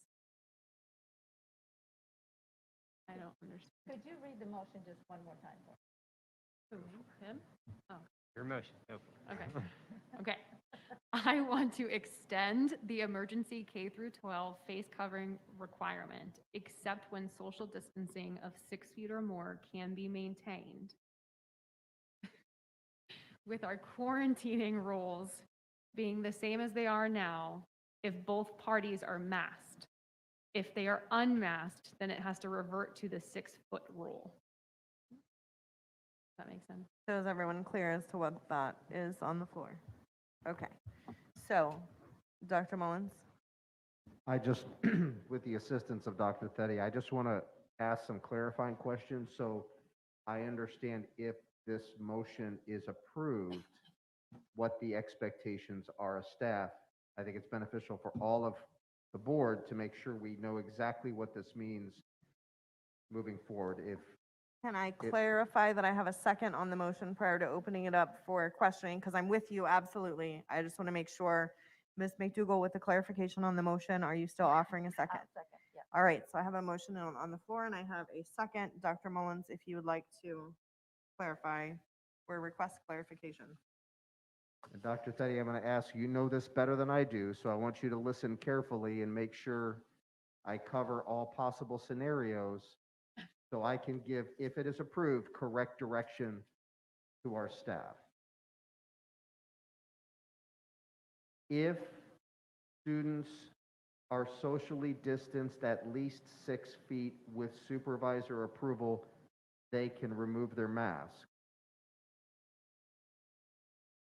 If students are within 3 to 6 feet and unmasked and in close contact to a case, they would be required to quarantine, the rules set up by the guidelines of CDC. If they're within 3 to 6 feet and masked and in close contact with a case, they would not be required to quarantine, consistent with the exception provided by the guidelines of the CDC. Is that the intent of your motion, Ms. Jenkins? Yes. Just one thing I just want to clarify. Both parties have to be. Yes, yes. Okay, yes, that's what I meant. Thank you. And if I may, Dr. Teddy, did I cover the permutations of what is different from what was previously our policy? You did.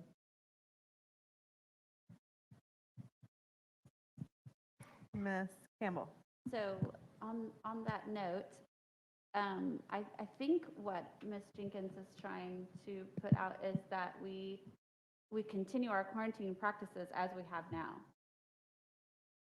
Because currently, if it was a student who, let's say, had a medical opt-out and they weren't masked, the 6 feet rule applies, correct? To my knowledge, after talking with Chris Moore, they are not isolated if they have a medical exemption. So we're not isolating students who have medical exemptions, if that's your question. Just people who aren't masked for whatever reason. The That's what I'm 6-foot talking about. rule, she's asking the 6-foot rule applies if we have even a medical exemption, they have to be 6 feet. Otherwise, regular quarantine requirements are in play. Yes. Over the last few weeks. So in other words, we want to continue the quarantining practices as we've had over the last few weeks. Yes. And not change them. I thought that's what you were doing with the last motion, but I we want to make it crystal clear because we're not changing anything for staff is what it seems like for their quarantine procedures right now. The only thing we're changing is allowing staff and students to remove their masks if they're socially distanced or more. Indoors. Indoors, socially distanced, at least 6 feet. Right, outdoors, we're still up. Everything is the same, else is the same. If I may just clarify, last year's policy was at the direction of the supervisor, the teacher, et cetera. Is that still the expectation of the board? Students? Yeah. Yes. So students could be directed that they do not have to have their mask because the teacher has or the supervisor has verified that they are socially distanced appropriately at 6 feet. The students with supervisor approval is already in the policy. Okay. So we would just be adding the component of indoors, you can take it off. As long as you may, and employees. So are you comfortable, Dr. Mullins? With the clarity? Dr. Teddy, are we good? We are. As Mr. Gibbs said, the employee piece is already in the emergency K-12 face covering, and the supervisor's approval for students is already in that. The employees is not.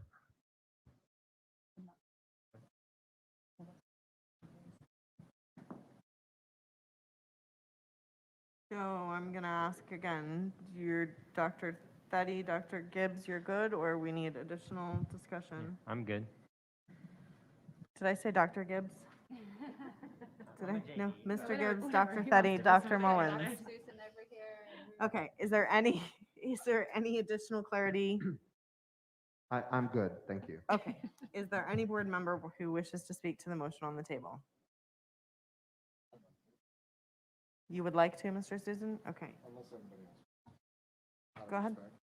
So I applaud you for trying to loosen it up a little bit there, Ms. Jenkins. The only problem is that the CDC speaks specifically to indoor mask mandating. And when we're trying to follow that piece, I think when we look at that, we're also doing medical opt-outs and all that stuff, which is not part of what the CDC says. They don't say, well, you can, if you have these people and all that other stuff. So my issue that I have, so I would not be so concerned about violating the CDC memo and everything else, because we're already doing that in different ways a little bit. But the issue that I have is making sure that the staff is now responsible for some new guidance and clarity, and making sure that they allow kids to do this and to stay out. And then if they're violating, then you weren't 6 feet, you were 5 feet, and now you have to be quarantined and everything else. That's the issue that I have. So I'm not going to vote for it. Plus, I don't want the mask mandate, so I'm voting against that too. I'm just letting you know. Thank Just you, being Mr. honest, Susan. but I applaud her for loosening it up. Yeah, I appreciate your honesty. Anyone else want to speak to the motion on the floor? Okay, hearing none, I will. Ms. Belfort, I apologize if I may interrupt. Sure.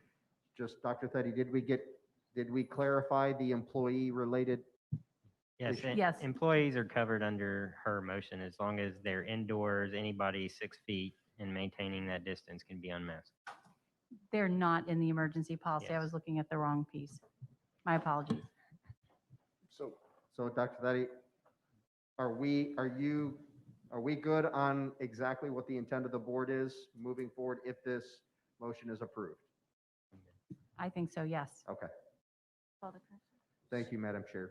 Okay, may I call the question? Just wanted to follow up real quick.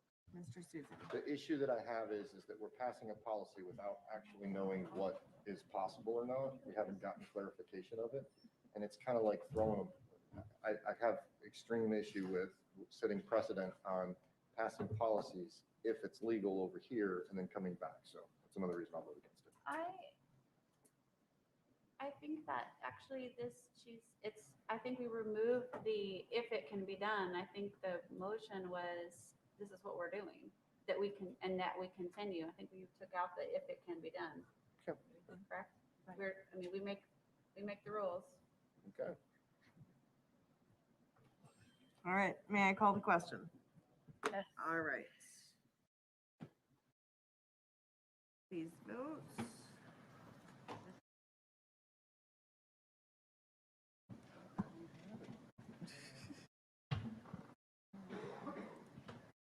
Katie's faster than all of us. No, she just gets a computer that comes up quicker for her.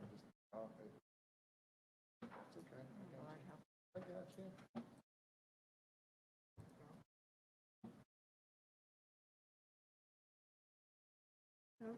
Okay. Hold on, folks. I cannot. All right, and the motion passes 4-1. You think? No, I don't think it am was. I- I think it was 3-1. Yeah, there's no way. 3-2. I was expecting 3-2, but hold on, let me, Mine should be nay. So if it was the wrong way, mine's nay. and I don't have a breakdown on who. Yeah, you change it to nay. Thank you. I said it like 9 times. Yes. All in favor, please signify by saying aye. Aye. All those opposed, please signify, same sign. Nay. Nay. Okay, 3-2, Pam. Are we good there? Okay. That would have been cool. Thanks for your patience as we work through that, board. All right, Mr. Susan, you asked to have 2 items put on the agenda for discussion this evening, a social media challenge and board member redistricting. Yes, thank you so much. The social media challenge has, I think it's called the Citius Lick, or there's some kind of a name to it, that we felt was not appropriate to put on our internet. So But basically what people don't understand is right now, devious lick, that's what it is. And those of you that don't know about this, it has hit every major news organization in the country. It's across Fox, CNN, MSNBC, all of it, okay?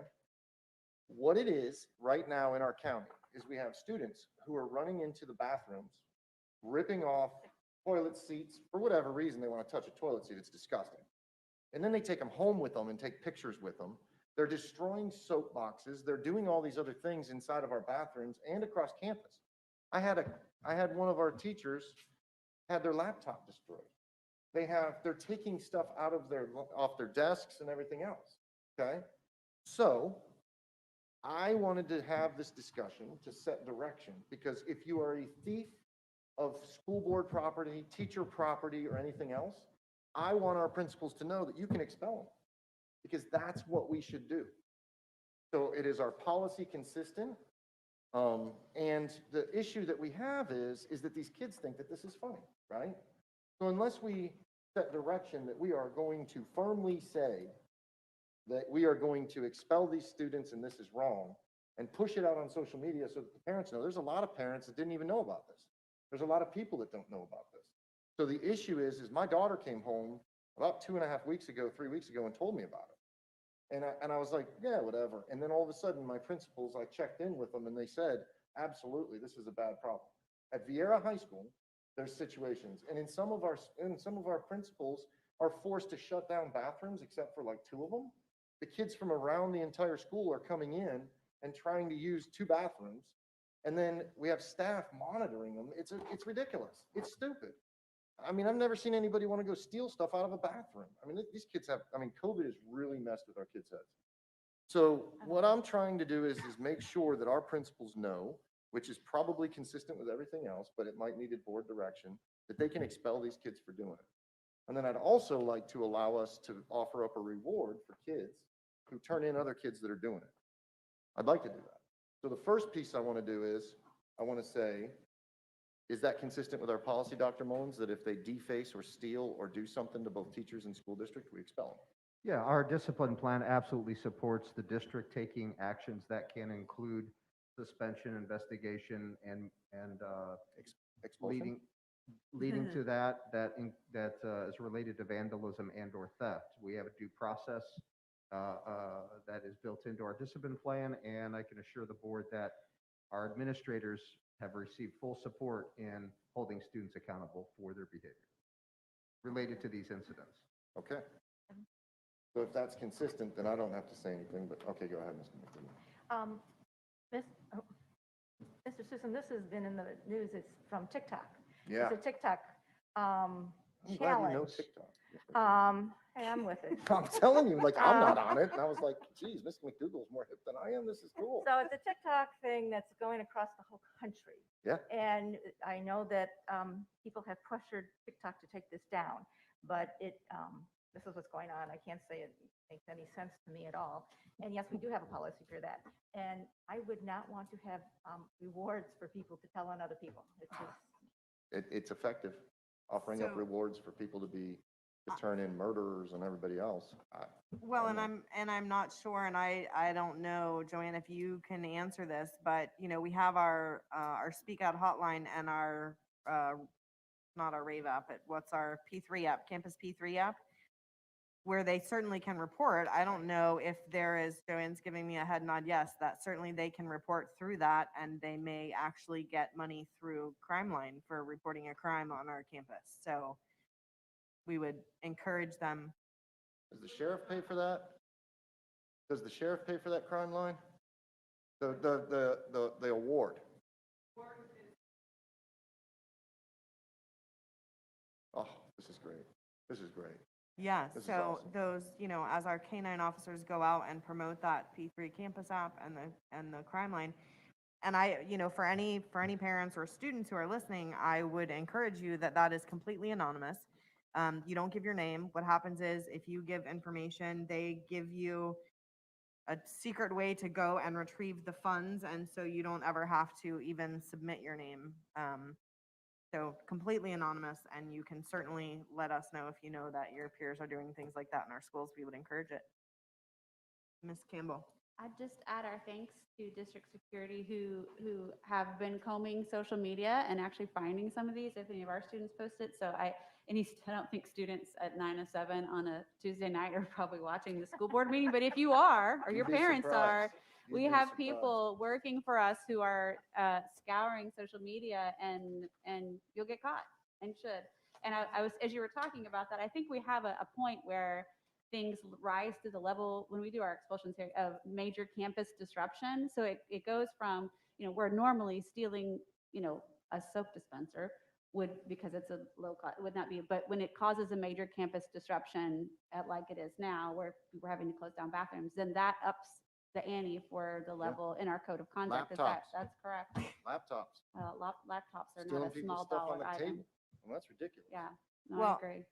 And good point, Ms. Campbell, that people are probably not watching the meeting this late, or, students are not watching the meeting, but perhaps Mr. Broom could help us with getting reminders out to our families that Campus Key3 app or Crime Line could, potentially be used to share information as well.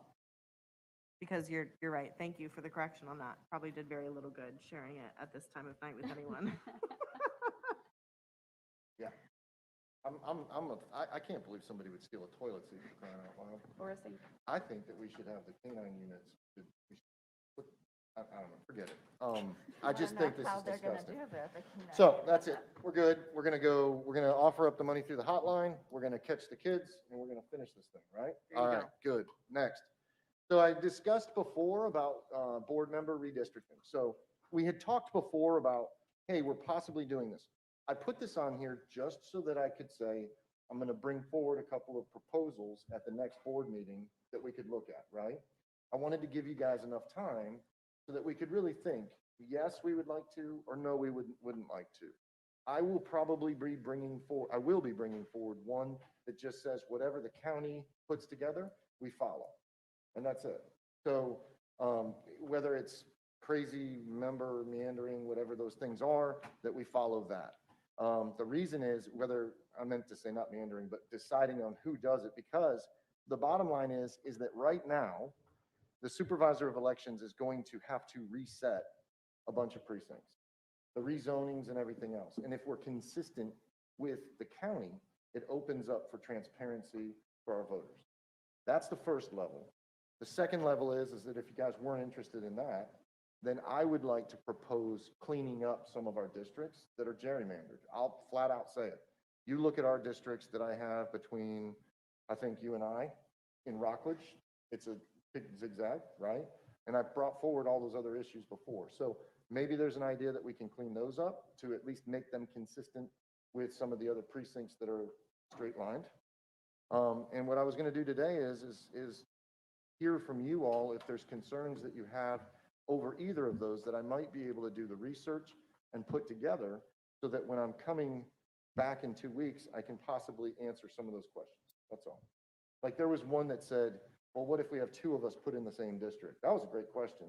What I did was I went and researched and found out that the county's charter, which we could do, just puts the two people in the same district until the term's out.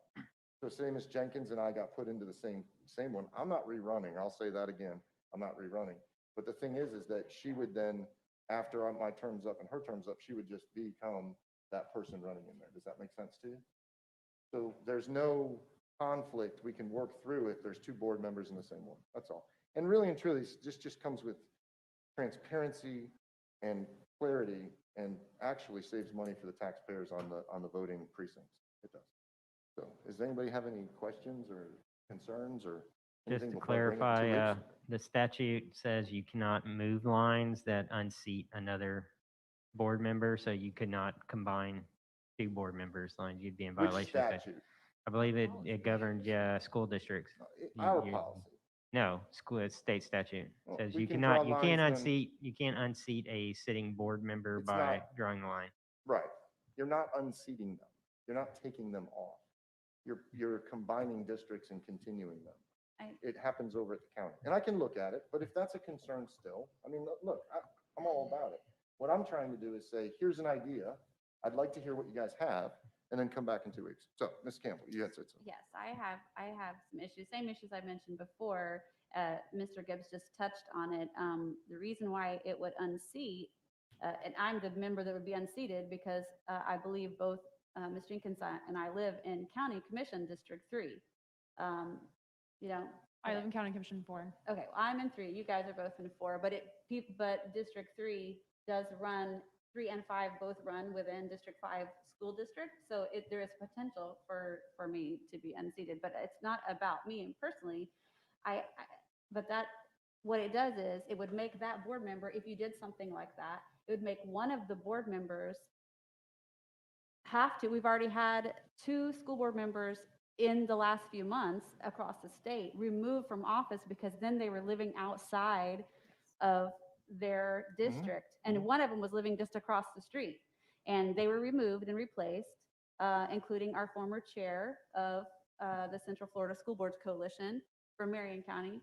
And so that causes a problem. The problem that I have, I don't mind looking at some cleanup. I think it's a lot more than just us taking a look at it in a workshop. I mean, I had a very short conversation with Dave Lindeman and or Sue Han and just talked about the process we have to go through. We have to get community feedback and all that. So, but you know, I'm not unwilling to look at that. We do have a time frame, right, Mr. Gibbs? We have to look at it in odd years. Yes, it can only be changed in odd years. And I also talked with Sue, and she said our capacity to do it in-house is extremely limited.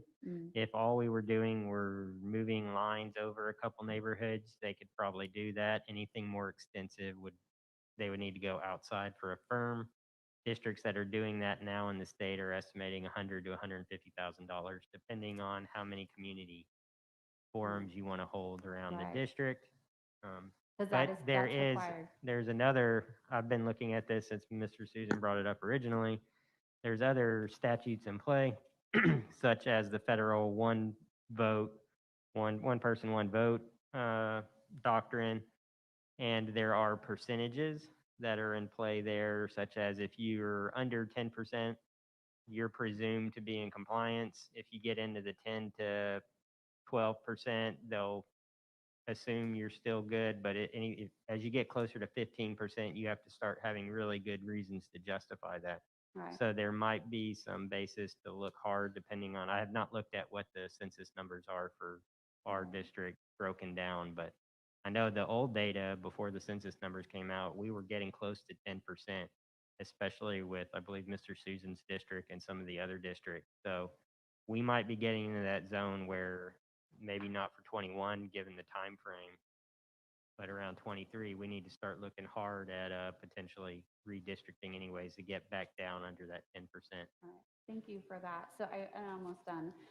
Going back to my original thing, I actually would, if we did go strictly with the county, I would be unseated because it wouldn't matter if somebody else is in District 3. I would no longer be. I would not live in. Don't be so sure yet. Okay. Well, and I'm really close to the line.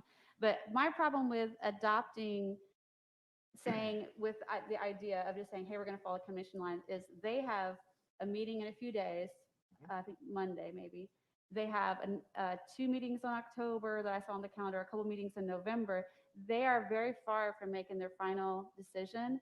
And if we have to do it in 2023, I am not agreeable to making our decision that we'll just go with whatever they go with without knowing what it is. So that's a hard no for me. Like I said, I'm willing to look at some little lines. I will say again, as I mentioned when you brought this up before, is that we are closer, even though we may be getting to that threshold, we are a lot closer. The school board districts are a lot more evenly split than the county commission. I think that's actually from data you gave us, and the county commission and districts are together. And the other thing that going back to the county commission lines is our lines are drawn to keep an even number of schools. It's not a requirement. We don't have to do this. We do this as a school district, but so that we have an even number of schools between the 5 of us that we are over. Now we make decisions for the whole district, but we have kind of our mother hen or father hen, that we keep up with and come visit and have that regular interaction with, so that we have an even number. And one of the reasons why our lines were drawn that way is so that we could incorporate an even number of secondary schools, elementary schools, and keep it as even as possible with the number of schools that we have, which I like. personally, and I think is good governance. Anyone else wish to speak to the issue, Ms. Jenkins? Yeah, I'm with Ms. Campbell on this. We all fought hard to be in these seats.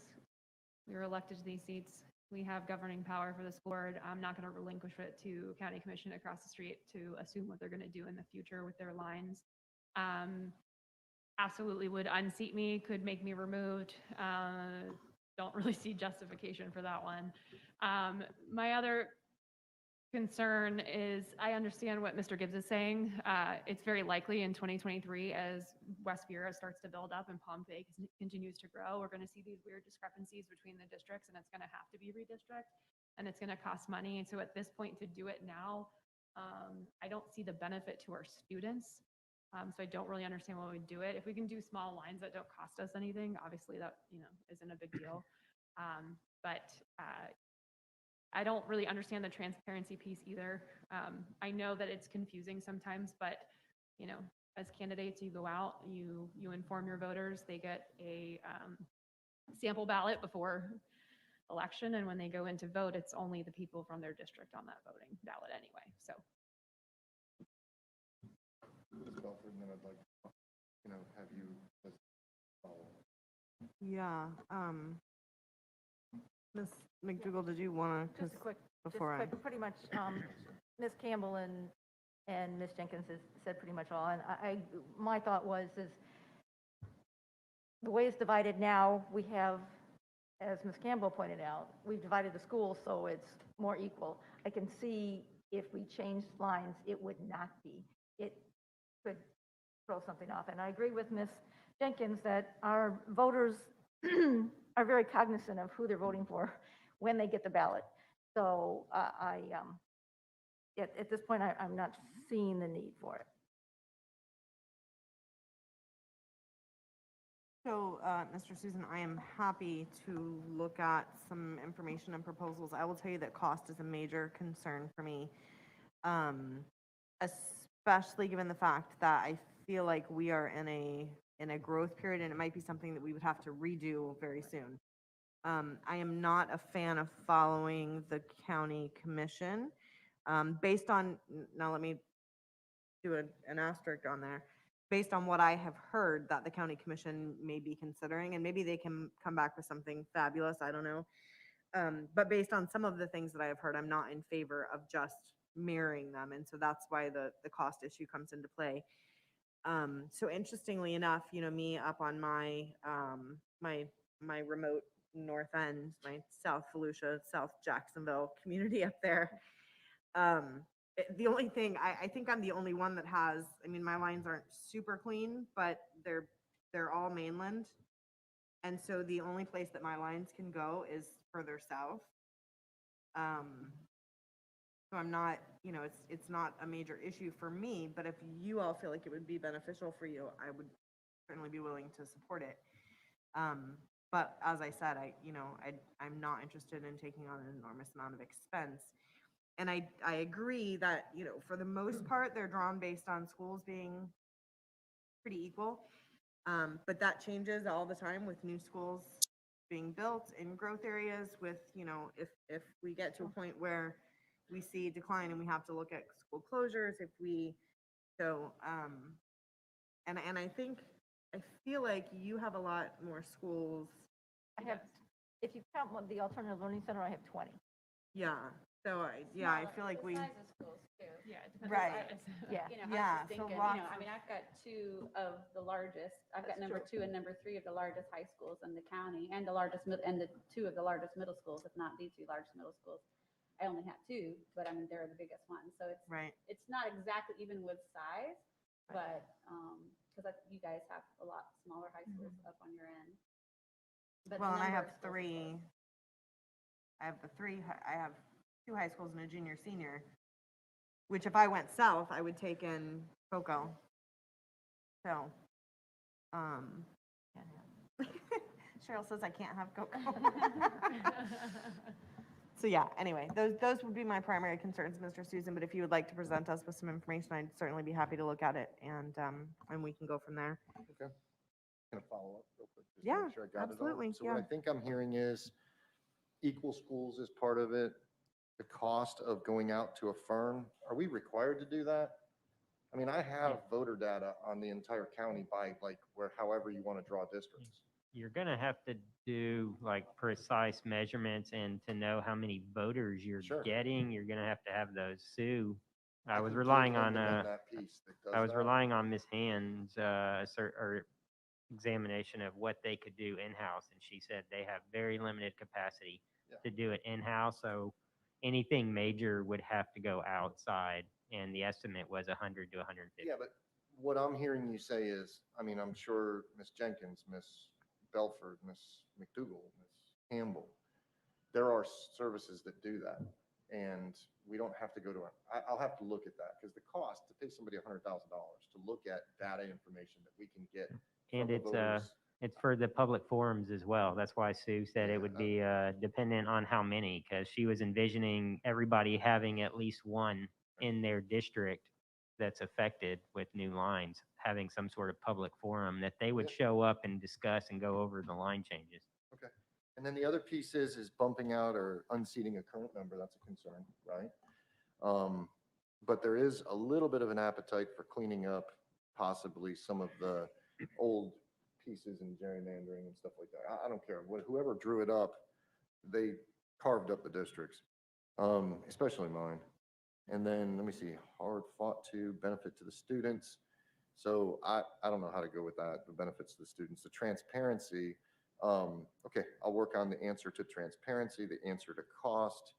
I'll pull those together. And then I think the idea is that we just look at it. And if we're willing to come back and say we can clean up, great. If we come back and say no, and I just wanted to make sure I could address all of you guys' things. So thank you.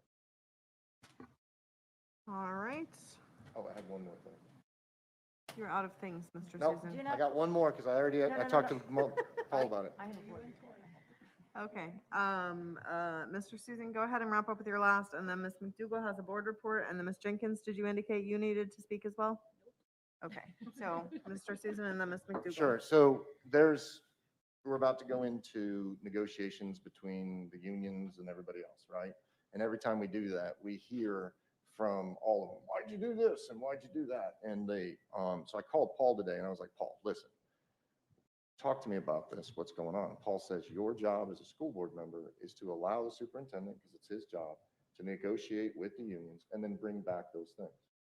So what I said is, I said, okay, thank you for that. That helps us out tremendously. So if we're not supposed to be a part of the process until it's all over with us, then if we can just forward our questions that we get. So somebody says, why did you do this? We say, no, that's not us. That's negotiations between the district. We are the last step. And I just need somebody to, am I consistent with what I'm saying, Paul? Yeah, in short, it's like this year we tried to straighten things out. We had a pre-bargaining executive session where the board members all went over what their priorities were for district staff and the bargaining team to, achieve with collective bargaining. So now the superintendent by statute is charged with negotiating contracts to bring back to the board as a collective bargaining agreement for approval. So at this stage, if it's the bargaining stage, the superintendent's job is to negotiate an acceptable contract that he will recommend to the board for approval. That does not mean you have to approve it. But yes, staff should not be calling you guys saying, hey, why aren't you accepting this proposal or that proposal? While bargaining's going on, they should be contacting Dr. Mullins or his designee for bargaining on any issues with bargaining or questions about the process. So like, we put in our stuff, right? We haven't seen the proposal that goes to the union. The union, we haven't seen the proposals that they give to us. We don't have any part of that. But when it's all said and done, they bring it to us and say, we negotiated this between us. This is what we would like you to do. That's when we engage, right? Right. You guys are the final decision makers on what is presented. That's why we gave Dr. Mullins and his team guidance on from the beginning as to what the board expected and wanted. Sure. Dr. Mullins, would those emails go to Ms. Green, or, I mean, like, we get them, right? We get called. So I'm just gonna say, look, I didn't see the proposal. I didn't see the union's proposal. I'm not supposed to see it until we actually come back with the board. Who should I just defer to, sir? I would request that the board send anything to me, and I'll make sure Okay. the appropriate staff has it. Beautiful. All right. That's it. That's all I had. I just needed that direction because we're getting ready to go into negotiations, and I wanted to make sure that we had proper processes. Hey, Paul, did you just say that I was right?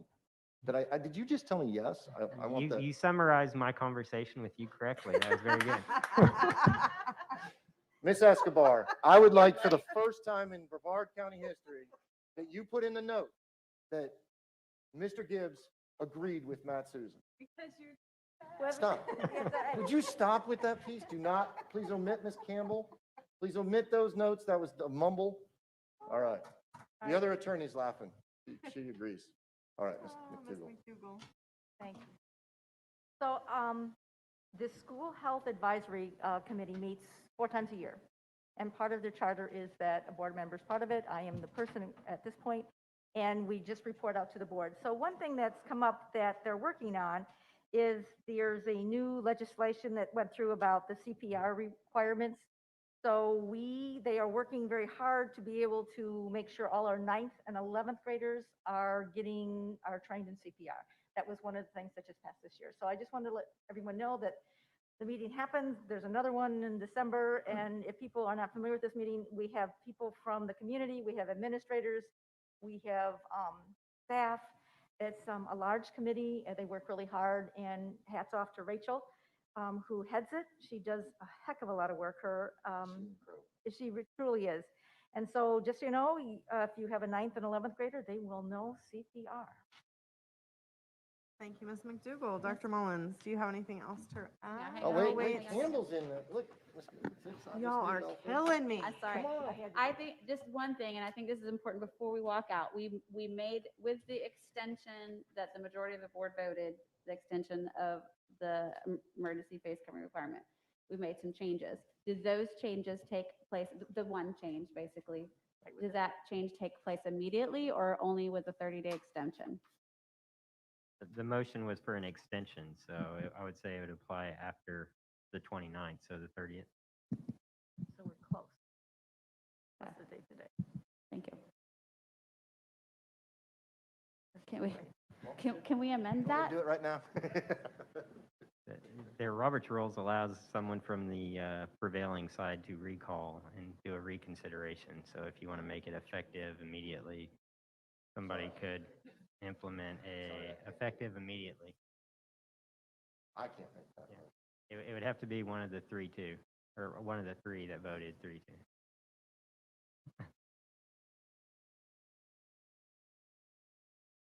I'm not looking at anyone. I don't offer up the motion, so that is among you all. Like, that's not my, as chair. I can't recall my own. What do you? All right, I will make,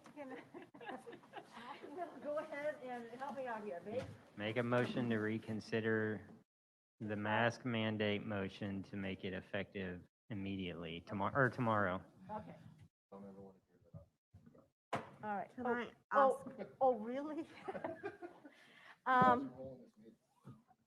Okay, I'm going to recall, make an amendment.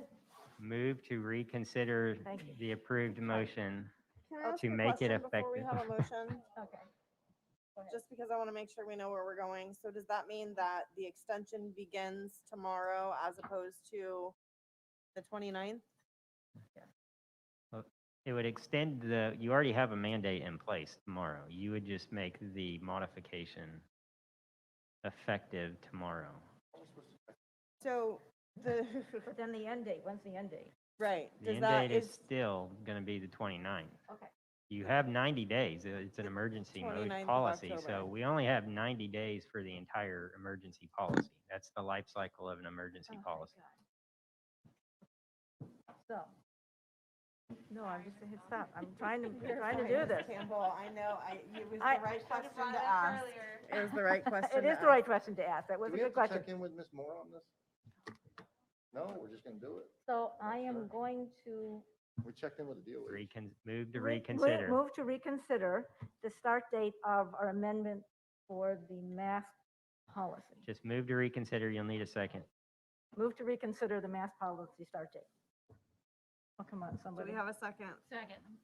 Thank you, Ms. Jenkins. Open for discussion. I think that let's Just, We don't have to discuss. okay, good.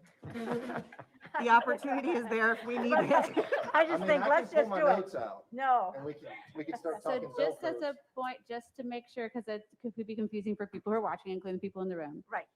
So, Tomorrow. so you are amending it, you want to approve the 30-day extension of the emergency K-12 face covering requirement, except when social distancing, and except when bleh, that. She wants be to make the social distancing piece effective effective tomorrow. immediately. Yes. Right. Call the question. Can you guys, just hang on just a second, can you give staff a day? Because people that are watching this right now are gonna show up tomorrow, and the staff may not have already told the teachers by the time we get in there. Just a thought, maybe No, you have a good point. 24 hours. You to have a give good staff point. An opportunity to, hey, read your email, you know what I Okay. mean? Effective. What is, If the board is willing to take a suggestion, I would ask for the sake of communicating effectively with the organization, we would need to, I would propose at least not making it effective before Monday. okay. And the 29th is Wednesday, so that's when it would be effective anyways. So if you left it alone, Are we checking in with the I'm- DOH on this? Make I sure they're am still- going to recall my thing. No, really, I am.